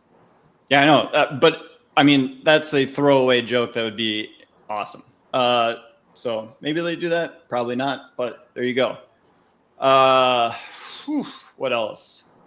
Yeah, I mean, it's going to be fun to have the kind of B plot be the team on the other side trying to figure out the dials and the wheels on that thing to power the doorway back up. Isn't Chris the only one that actually understands the alien technology? No. So Adebayo, which that's how you pronounce it. Adebayo. She has seen Chris do it, but no one else has any idea what to do with it.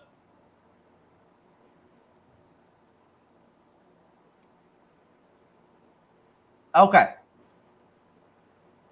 All right. Anything else, sir? That's it. All right. Okay. Going over to you, Andres. Your thoughts, sir, on that section. Yeah, I thought this section was pretty fun. First off, Eagly, the MVP of the series. I mean, so probably the best animal creature in comic books. One thing I do appreciate James Gunn is adapting these animal superhero pets. That's something that I never thought we were gonna have, but we have now with this and Crypto. I'm like, please, I need to get Bat-Hound, Ace the Bat-Hound, in one of the Batman movies. I really need that. Batman pure. Dude, Eagly is so much cooler than Crypto. Dude, they made an eagle hug a human being. That's the craziest, most awesome shit I've ever seen in my life. Okay, that's true. And whoever thought of that is a goddamn genius. And when Eagly talks, it's really cute and interesting. Yeah. Okay, that's true. Eagly fucking rules. Okay, that's true. All right, I'll give you that. He's the prime eagle. Because he talks like he thinks he's a human, like he actually can speak English. You know what I'm saying? Okay, that's true. But I mean, Crypto one day can talk if they give him that special, Crypto does not display any. Crypto is just fucking there to almost die and have to get saved. Oh my god. Anyway, I'm not gonna have this, but anyway, as a Crypto fan, he's fucking good. Eagly, fucking take him out. All right. Do you see that gang of eagles? You think that I don't want to be gamed by the Eagles either. Man, but yeah, you gotta watch it out in these streets, man. Crypto automatically makes Superman so much more pussified and weak as a character in a Superman movie. Just to be honest with you. Yeah, well, for kids, it's a kids movie. Yeah. So for me, I'm not a big Superman guy. So if you're gonna put something that I like besides Brainiac, I'm like, okay, you're gonna give me Crypto, So anyway, I can understand where you guys come from. But, it's just me. But anyway, Eagly,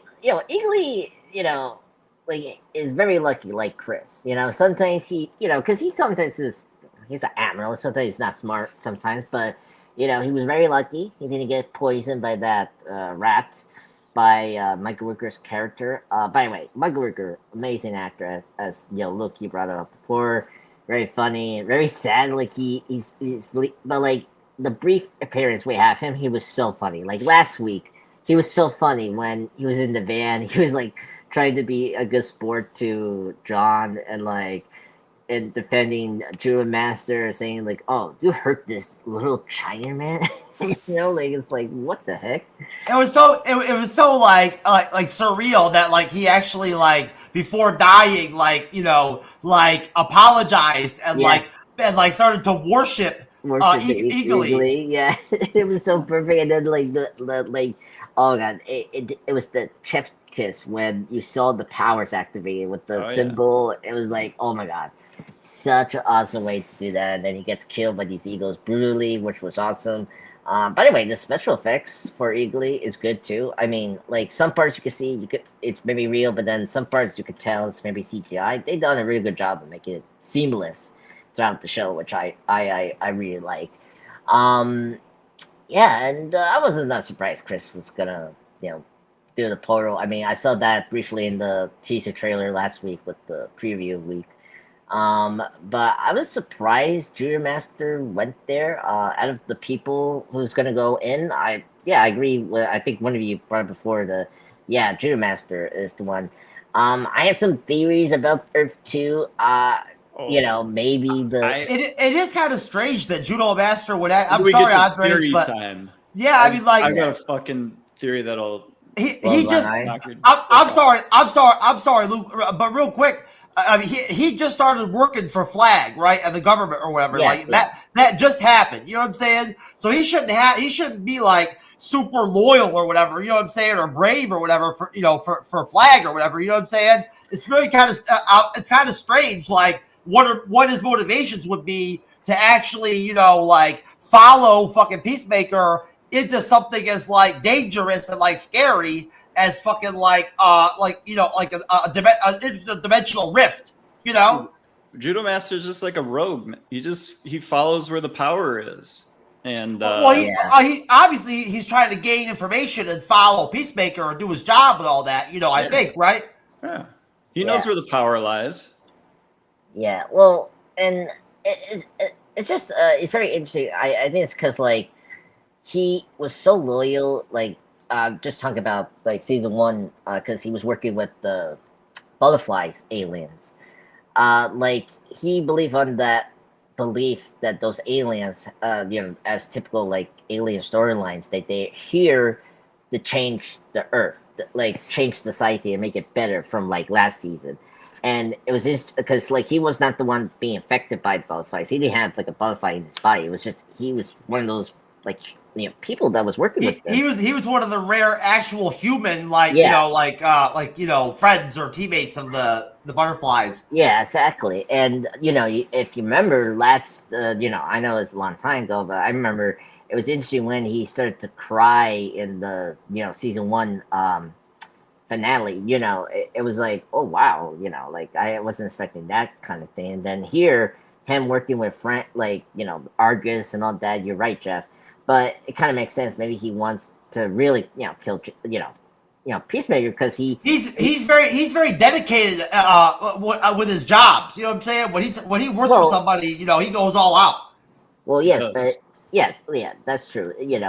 But like same at like it's not like a parallel, but like it's a subtle parallel to what's going on with Frank.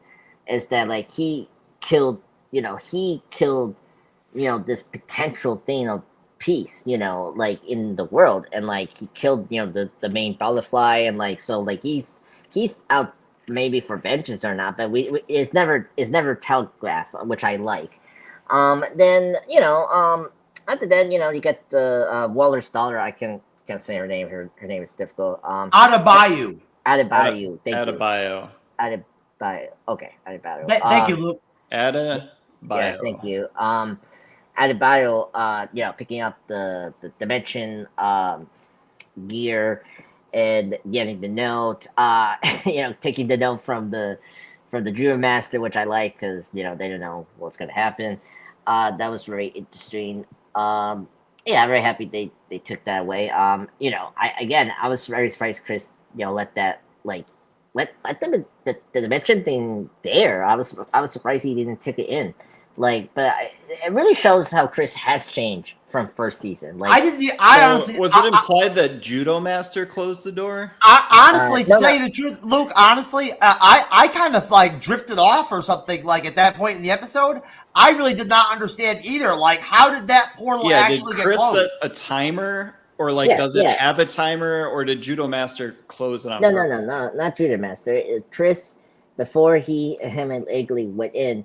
Because the thing was still on, so he opened the door and like he set the thing for like minutes for him to like go in, and you see a set of minutes. Yeah, set it. Well, okay. Like you could tell. Oh, you're assuming that.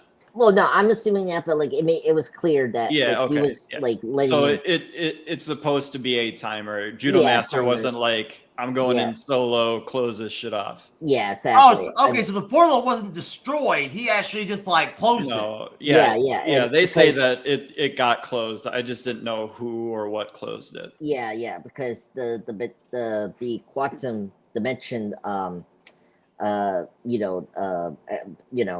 door thing that is that's like a purse Suitcase, it was left there, so and like Yeah. Adebayo and Chase took it, so and of course in the note later on, like he told them that you can use this to get back your jobs, all that. So and just I really like that because it really shows that how Chris has changed so much from first season. Because first season you saw how very macho and egotistical man he was, but like he was trying his best to be a better man, and I think this is real to see he really wants to be a better man, and it was, and I do feel for him this season. I think that's the one part I'm really enjoying is like Chris. So like his like suffering in this season is like really sad, and I want him to be his happy. brother. Like, Yeah, I know. How It's crazy crazy. is that? Like, I know it's crazy. Like all he ever wanted in life probably was to grow up with his brother, and then Right, he yeah. fucking walks through a door, and there he is. It's not going to Yeah. last because there's going to be some fucked up, bizarre shit. Of course. Yeah. Yeah, It's gonna obviously. happen. It has It's- to be as tragic as possible. Yeah, all of a Fantastic.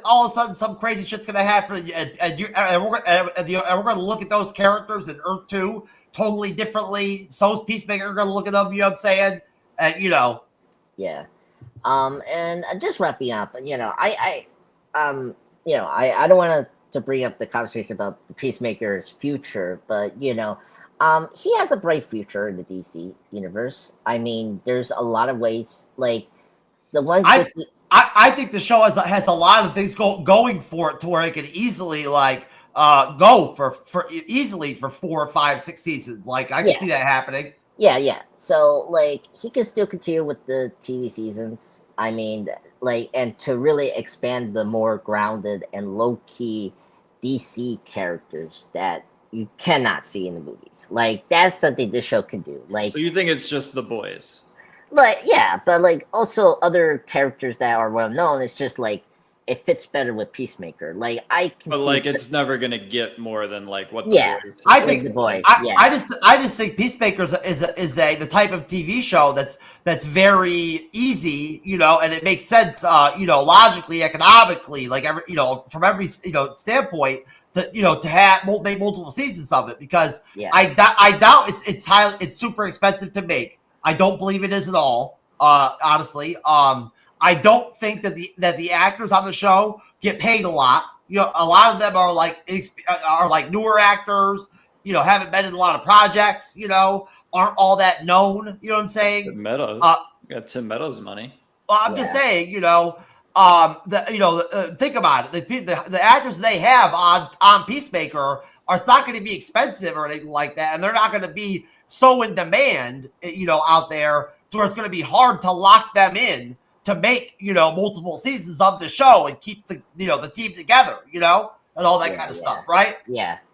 No. But they also can do a movie. It's just like we have proven that rated R superior films can work.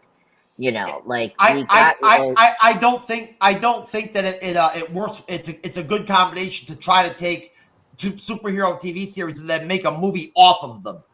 You know what I'm saying? We'll see what happens. We'll see what happens with Star Wars, with the Mandalorian film, Grogu film. But I honestly don't think that's going to work out that well. It has been proven, sir. It's not with superhero things like the Addams Family. It's not a natural combination or connection to mix TV and movies like that. It doesn't. Well, I know we don't like it, but like that's straight. You're just asking for longer episodes of Peacemaker. Yeah, That's that's the movie. True. Yeah, just wrap me up. Like There's a reason, Andre. Just wrap it up. There's a reason why, in the history of film and TV, for the most part, it's only been in special and certain occasions when films are made off of TV shows. Yeah, no, okay, that is a good distinction. Yeah. I mean, because I was gonna bring up Star Trek. Like that's a good example of that, and I mean, I brought up Adam's Family, but that's a more different direction.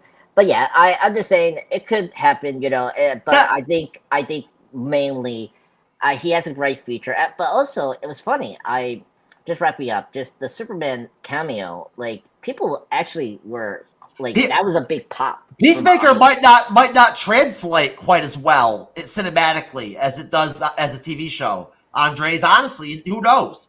Yeah, but Deadpool is a good example of that. Like I don't know, I didn't think Deadpool could be TV and movies at the end of the day, no matter what, no matter prestige TV or how close the films and TVs are looking nowadays and all that. There's still a big gap between films and TV shows and television. And at the end of the day, they're just totally different, things like entities. You know what I'm saying? Sure. You know what I'm saying? Like, something that works on a TV show in 35-minute, 40-minute episodes is not going to just automatically translate into a cinematic 2-hour film. Yeah, I Yeah, disagree. I don't know. I think there's a lot of examples that they could work, but it just worked differently for other franchise. And for DC, we have to wait and see, like you say, Jeff, before, because like we don't know what's going to be the future for Peacemaker. Well, yeah, don't you usually reward TV shows by giving them a movie in the past, like after many good seasons? Isn't that how it usually works? Yeah, I know it's a weird thing. Like like or there's a TV show that comes out and it only has like a couple seasons that's really good, and they end up making a movie about it like 10 years later or something. Like Deadwood. Yeah. Deadwood. The other show, I'm trying to remember, Timeless had that too, yeah. But that's all I have to say, Cyber. That's my thoughts on the section. I thought it was really good. I liked the Eagly. It was fun. I was so happy the Eagly is the powerful one in this show, so I hope he could bring in his army to Earth too. But yeah, that's all I have to say. Thank you. And this is for everybody. Good job. Good job. Anyways, so to conclude this episode, we have Judo Master manages to sneak into the QUC before it closes. Later, as Adebayo reads Chris's farewell letter to the group, Harcourt resolves to bring him home. And that's how the episode ends. Adebayo, I think that, how this episode kind of concludes, it kind of almost felt like, I felt like it was going to end before they had that section, like after he goes into it and they go back and they find the letter and everything and stuff like that. And I think that it could have just been, I think they could have, like kind of what Luke mentioned earlier about both of these episodes being combined. That definitely could have been the actual, like kind of the actual end of the whole episode as one, 50-minute long episode. But yeah, I definitely think that how it kind of ended, once again, kind of leaves you on a cliffhanger. What are they going to do and all that kind of stuff. And I think that's kind of interesting. But anyways, go around the panel here and get everyone's final thoughts on this last portion of the episode. Pretty basic. Nothing really crazy happens here, but still it's kind of interesting that, kind of like it leaves you on that kind of deal. So starting with you, Andreas, what were your thoughts on the end of the episode, sir? Yeah, I'm with you, Cyber. And look, like I hate, like unlike last week, I was fine with last week because it was a good cliffhanger. It felt like a cliffhanger. But this is like, I don't know, like it's not a cliffhanger. It felt like it was a rough end. Like I really don't like it. I think it should have been more like, I kind of wish Gunn did something like a teaser or something, like it was something we kind of know but they don't know, like give me something, to get excited for these next 3 episodes or next week, but it was a good, decent, ending. Nothing, write home about. But one thing I will say is the emotion, the kind of like very sad moments with the team was really good. Like especially Chase crying, like was like really sad, and Adebayo like hugging him and like started to cheer as well, because he sees her as an enemy, because Chris sees her as the BFF, as we know from last season, and seeing those two holding together was like for me really like a tearjerker. Like I did choke up a little bit at that scene, because Chase, the kind of person he is a low, very loyal person, friend ever I ever see in my life, and who is so psychotic and crazy as He's my guy. He's my favorite person in the entire world. I know. And one of the things I hate about this season is like we don't get enough of him. I know. It's been tough. It's been really tough. It's been tough, and I thought this was such a good acting piece from the actor that plays him. He's incredible. He's so good. Why is he not in everything? Yeah, I know. Like he's like, and I just love that. Like I love that Gunn has brought another not charting character, but like another DC character I know, and make him such a three-dimensional character, and like I just think he's so great. And first season he was amazing, and I just want more of him. Hopefully he gets more in Earth 2. That's all I have to say. Should I send my theories about Earth 2? Like I got a couple theories about like what's like. I get the Nazi thing. Like okay, that makes sense. With not having black people in the Earth 2. And the fact that Chris's dad is okay with being there. Yeah, being there. Yeah, he's pretty happy and content. Content. And I'm very curious how the reaction is going to be with because Adebayo is going to be there next week. So I'm curious, like if that theory is confirmed. Another one I was thinking about, because Judah Master like transferred to Dimension. I have a theory, like just keeping it self-contained.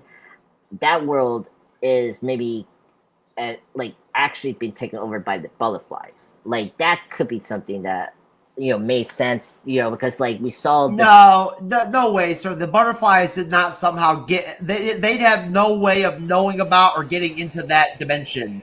No, not like get in, but like in that Earth dimension, they've come. Like they come and like they actually took over. But without fuss. They were successful. Exactly. That's what I'm saying. It's just a theory. Like because Julia Master is there, maybe there could be a reaction to him like, oh, this is the piece and the world that they were supposed to do over my universe, and it actually happened here. That could happen, but it's not like I don't see any.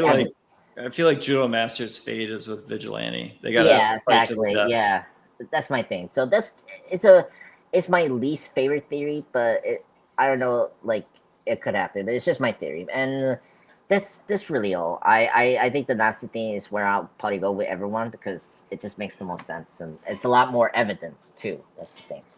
So that's all I had to say about the end point. Okay, thank you, Jeff. Your thoughts on the finale, sir? The final part of the episode.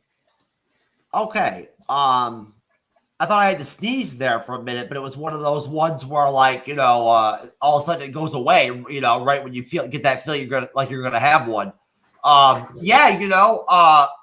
Honestly, hey, Luke, brother, listen, man, I'm sure you know we bust balls over here, bro. You know what I'm saying? And we get after it, with each other and stuff like that, but it's all one love, brother. It's all for for the love of the conversation, and but anyways, look, honestly, Cyber and Andres know that I'm not a huge fan of the multiverse overall as a concept.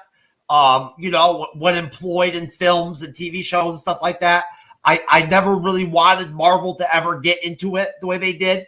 I was very opposed to them going in the multiverse direction when they went in that direction. I did not like it. And I have not been happy with like what came out of it. Honestly, doing multiverse storylines are very hit or miss. Either you do it and it works and it's good, or you do it and it doesn't work and it sucks, right? And so, although I find, like, you know, the events and, like, you know, what's going to occur, like, in the next episode on Earth 2, like, I'm excited about that, you know, just because anything that happens over there is interesting, right? I kind of just, at the end of the day, feel like, Earth 2 is not going to be around for very much longer, you know, like, it can't exist, like, alive as, like, you know, a constant escape route and, like, dual reality for Peacemaker, the main character, that he can just, like, jump back and forth from all the time throughout life. Like, that can't work, you know? It won't work. It won't work in, like, the Peacemaker world, in their reality. It won't work for him. And then in, like, the TV show, like, you know, real world, it won't work, you know? Overall, you can't, that storyline of having the dual Earths at the same time, you know, coexisting, that can only work for so long. You know what I'm saying? Like, you know, before, you know, you got to make changes, end it, you know, whatever. You know, but that duality, like that sort of concept can only play out for so long. So, you know, before you start adding things to it and, you know, change things and, you know, add new characters, whatever. You know, I want to see somebody sneak out of Earth 2 by the end of the season and get into Earth 1, you know? Right? Like some, you know, some crazy character like fucking, like, you know, just like, you know, Judo Master being the person that went, you know, to Earth 2, you know? Some random person going to Earth 1. For some reason, even though they have no black people in Earth 2, I honestly always thought for sure that Bayou would be the character that would actually follow Chris and want to go into Earth 2, you know? Just because they're so close, right? And then also because she's such an adventurer, you know what I'm saying? Like, you know, she's not afraid to, like, you know, take risks and stuff like that, you know? I just always figured, like, if it was going to be anybody, it'd probably be her that would follow Chris in, you know, and want to see, like, what's going on over there, right?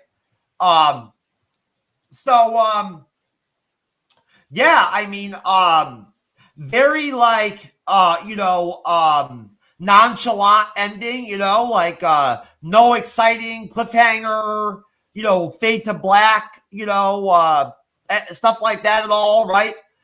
Just a traditional ending. And, you know, I mean,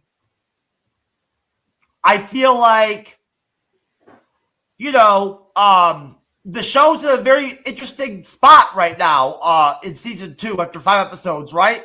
You've got the team, right? The squad, the 11th kid squad or whatever, right? Sort of like this sort of like falling apart, right? Aren't they? Like sort of coming on, coming, undone, sort of, because of different reasons. Like, they're sort of not unified right now, right? Peacemaker took off for Earth, for the other Earth, right? There's a lot of disjointedness, going around right now, all that like fluidity, all that loyalty and all that like family and teamwork, that you had going on in season 1, they've kind of like, broke that down this season, which is cool, right? To do something like that, but overall, I feel like the strength of the show is the team, the squad, right?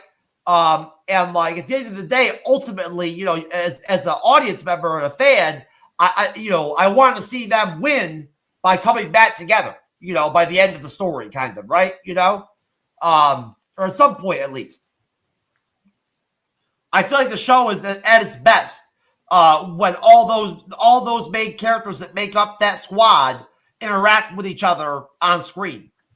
I think it's great. So yeah, that's pretty much it, Cyber. I pretty much said a lot of shit compared to like how short of an episode it was, right? So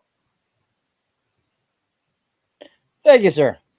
All right, Luke, take us out, sir. What is your thoughts on the final part of the episode? I mean, I think it set up a really. I mean, I said the show had momentum. I think it does going forward. I think the ending sets that up. I agree that maybe could have cut the ending of this episode a little bit shorter. Would have had a little bit more impact. You probably could have started with that other stuff in the next episode. But I think the next episode should be a banger. Figuring out how to get the group the world 2 and get to see everything that's going on there. I mean that first full episode in that world, learning everything about it's going to be pretty dope. I have a theory, and my theory is this. I don't know if it's just like this would be clever or if it's an actual theory, but is that I double checked this. We do not know how Peacemaker's dad made the helmets that Peacemaker wears that have the special powers and stuff. I think the general consensus is that probably the aliens made them. Yeah. So what I'm saying is, I think that the way that Peacemaker's dad got the helmets is that he's killed Peacemaker in other dimensions and stolen his helmet. Why would he have any ultimate goal to go through different dimensions to kill Peacemaker? Because he fucking hates Chris. But why would he just kill them on regular Earth then?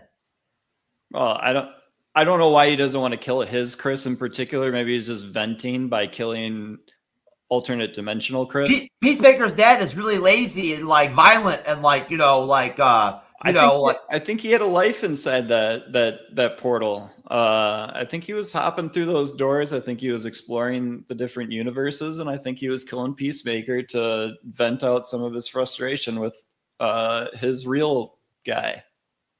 I don't know, honestly. Just for differing opinions, right? Just for the conversation, I don't agree with you. Just because he seems like a lazy guy on the show. What we saw. He's not a very active person. Like he doesn't go out, his use of the lab is very limited. He doesn't really do anything out there. You know what I'm saying? He's not a genius, but I mean, you think he was contracting with the aliens to make these helmets, or did he find some device that he could just bloop, bloop, bloop, bloop, and it just made them? Like, Slaver, do you want to weigh in on this? He killed that one alien in that episode and then found the door. Yeah, but we don't know what he did inside the door from there. Well, no, we just know what we've seen. He's got a lifetime of doors. And the fact that he's admitted that he hasn't made any of the shit, that's not, what he does. You know what I'm saying? We've never seen him actually work or produce anything. You know what I'm saying? We have no idea how the helmets are made. And it was never in any way divulged or explained or shown that he had any interest at all or even had any knowledge of even, having any use or even, doing anything with the other dimensions. You know what I'm saying? We never saw that. Well, I mean, I think it's going to be revealed in time. I think it's a certain kind of character to want to actually go live on an alternate Earth. And honestly, Peacemaker's dad just seems like such a fucking racist asshole, kind of loser dude that I just don't know why he'd be all that motivated, honestly, to jump dimensions. You know what I'm saying? That's right. I think where I'm going? I'm saying it is literally just as simple as this guy is pissed off at his son, so he goes into other dimensions and kills his son, steals his helmet, and then that's how he is not angry enough to kill Chris in his own Earth. Okay, but I mean, that could be an interesting concept or whatever. That could, I guess, make sense. I'm just saying that ultimately that's how Augie, Chris's dad, gets the helmets. He is stealing them from Peacemakers and other. My point is, I would never see him wanting to go live in an alternate dimension or go to Earth 2 or anything like that. Just because his character, there'd be no reason. You know what I'm saying? Where he already is on Earth, he's the king of the fucking racist Nazi KKK group or whatever, you know? Dragon. Yeah. You know what I'm saying? You know, why would he want to leave that? I mean, he ultimately did. He got shot in the head. And plus, at the end of the day, you know, it's complicated living at an alternate, like, you know, Earth dimension. You know what I'm saying? Like, you know, there's complications and stuff like that. Robert Patrick has a lot of grief that he had to get through in those other dimensions. He had a lot of curses to kill. He had a lot of helmets to steal. He had a lot of T-1000 flashbacks to deal with. It was tough for him out there. Yeah, well, yeah, I don't know.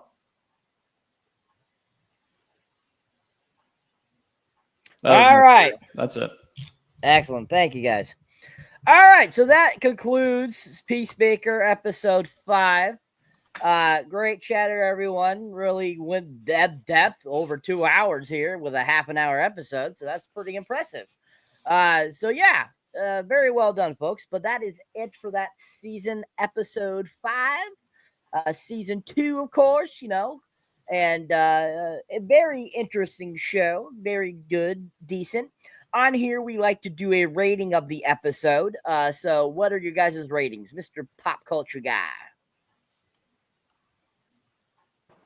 I'll give it a 7.5 out of 10. I thought this was a decent quality episode, but it didn't, like, you know, deliver the highs that we gotten in this season, especially with episode 3. I think that's the high mark. So hopefully they can pick up next week and put up more 8s and 9s instead of 7.5. So that's my thoughts on this episode. All right. What would you give it, Luke? So I think episode 3 of this season is the best Peacemaker episode of all time. Small sample size, but I think it is the best. Agreed. So if that's like a 9 on like what Peacemaker could possibly be, you know, ultimately out of 10, I would say, yeah, probably like a 6.8, like just above like 6.5. That's very fair. That's honestly very fair, Luke. We all gave episode 3 10s, I think, honestly. Yeah. I mean, it's as close to a 10 as you're going to get so far. I was going to give it a 6. So I was close. I'm pretty close. Yeah, it's a setup episode. Everyone knows the drill here. We all did it. Yeah, honestly, to We're tell there. you the truth, I'm kind of surprised that some of the messages I saw about this episode online prematurely before I watched it that made it out to sound like this was some sort of exciting episode.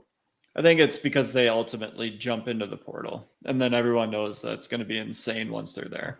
Yeah. Well, yeah, at the end of the day, too, you know, you also just have some really enthusiastic DCU fans, you know, so. Yeah. John Cena fans. Well, yeah, you know, I mean, either way, John Cena, DCU, there's a lot of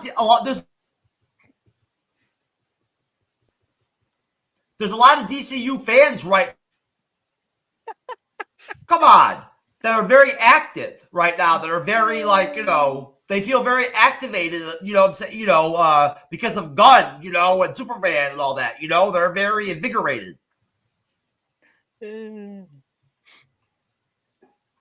Yes, and by the way, you muted yourself again. I had unmuted you, so. Oh, I'm not used to having somebody unmute me when I've muted myself, but I appreciate it. That can be confusing.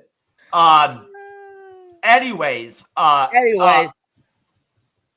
you, Cyber. Wonderful job moderating tonight, and handling the occasional 60-minute contributions for the panel here and there. I will gladly and humbly jump over and handle our plugs for everybody's personal, individual style content. Those of you who catch us in audio podcast form, of course, will not be able to experience the digital aspect of this part of the show, but just imagine. All right, Luke, my friend, I will pull up your podcast first, and sir, go ahead and plug away. Thanks, guys. Yeah, appreciate the opportunity to be on the show. one of two guys that are doing the Franchise Addicts TV, or we cover a TV show right now. We're currently covering Alien Earth. But our main premise for our podcast is we cover franchise movies.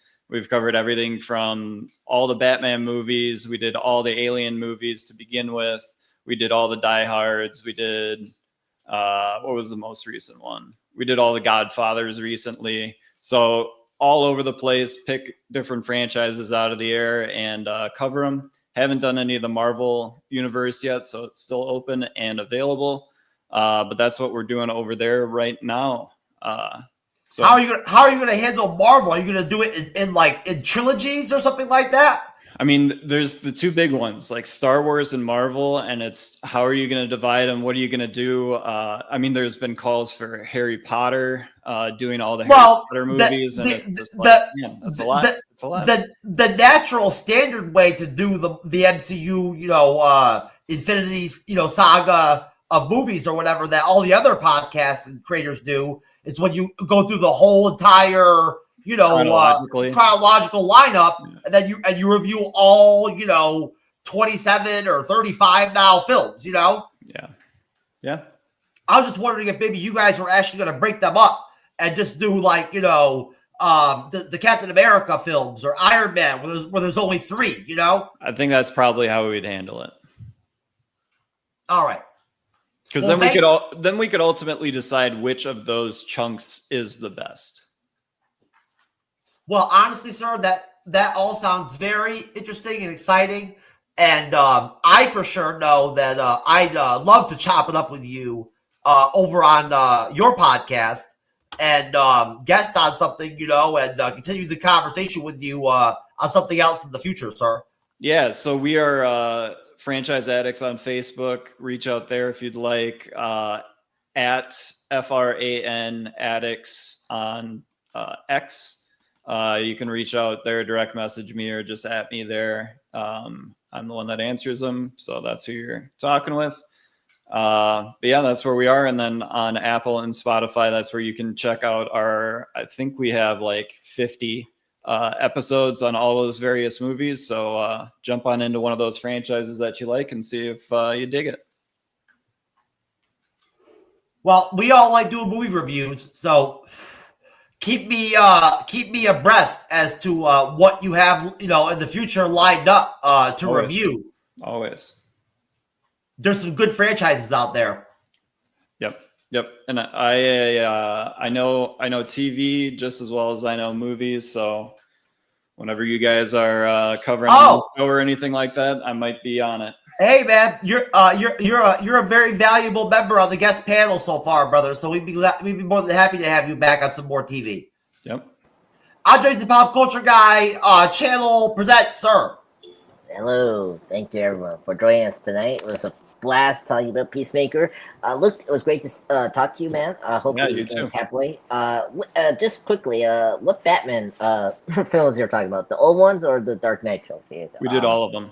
Every single one from 89 all the way to the Batman. Oh man, I feel bad for you on a couple of those movies. Oh, but they were fun to cover, dude. Batman Robin was a fucking blast. Oh my god, I can't imagine. I don't know, man. Some of those ones. You guys, if you want a controversial episode where I go kind of off the walls, Batman Forever. Check out Batman Forever's episode. I gave a pretty unreal rating. Some of those Batman films in the mid-90s were actually so bad that they weren't even funny, bad. Yeah, Batman and Robin is the most ridiculous. It's hard. Yeah. Speaking of Batman, I did post my new comic read, The Shadow / Batman, to honor, somewhat the Halloween season coming soon. The 95th anniversary of The Shadow is coming around. He debuted in 1930, so check out this now 6-part journey. Please join me. And I did a tribute, as a honor to Robert Redford, who sadly passed away this week. So check out this top 6 Robert Redford moments or iconic scenes that I thought that will show how good he was an actor right there. And in terms of shorts, tonight I'm gonna post my new movie review. It's actually finally a Studio Ghibli one.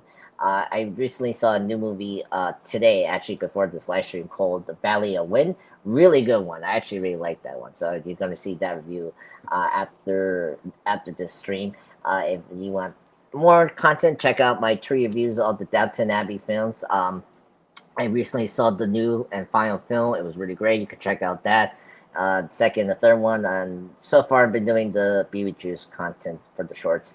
And of course, I want to thank Jeff, as always, joining me over my channel to do live stream reviews. We did Logan because he haven't seen it yet, so I thought it'd be good to review that with him. And then next Sunday, the 28th, we're going to do our top ranking of the X-Men films. Now, when you say bad movies, look, I mean, this franchise also have their ups. Listen, I'm going to explain this one time very quickly to Cyber, all right, and everything, and I'm gonna run it by Luke real quick and just make it clear to these guys why I'm saying to Andre that this is like a quagmire of a fucking show that he wants me to do, because he wants me to do this ranking show where there's 13 fucking movies I gotta choose from that are all somehow X-Men movies, even though they're like all the Wolverine movies, the Deadpool movies. Oh, there's a clear number one. The different X-Men movies and all that, but they're so different. Like the different groupings of movies and films are so different. You know what I'm saying? Yeah, there's 2 good ones, and the rest are kind of trash. Oh wow! It's just very difficult to rank. Movies that are so like out of sorts like that. Hey. Yeah, it's hard to sort through like the 4-star ratings that you have to give a majority of those movies. Wait, before we leave, hold on. Let me tell you my list to do like a preview. Right. Sweet. Because so like my number 1 is X-Men Days Future Past. Wait a minute. You don't preview your list before a ranking show, sir. Nobody does that. Hey. Hold on. Hold on 1 second. Did I hear the rules of what you were ranking correctly? That was my number 1. So anything to do with X-Men. Yeah, everything to do with X-Men. Okay. Spin-offs. Carry on. Look, you see how it gets difficult when you start adding in all these non-X-Men movies into the equation and stuff like that. How it makes it kind of. I hope the movie I'm thinking about is number 2. Yeah, don't worry. The movie I just talked about that what I did with Jeff is in it. It's number 2, so no worries. And pretty much that is just the X-Men films and the Deadpool films. That's it.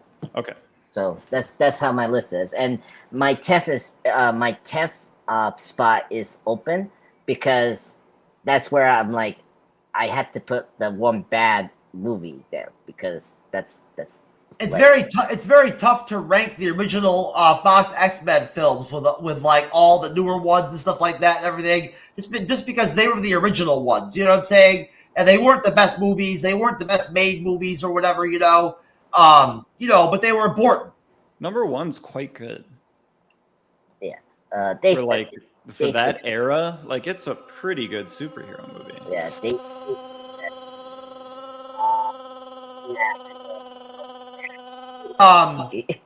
what they did, Luke, with First Class or whatever, the newer generation of X-Men that they did was actually really, really well done, honestly. No, X-Men First Class would be my second favorite Marvel movie or X-Men movie. Awesome. Those were some really well done movies.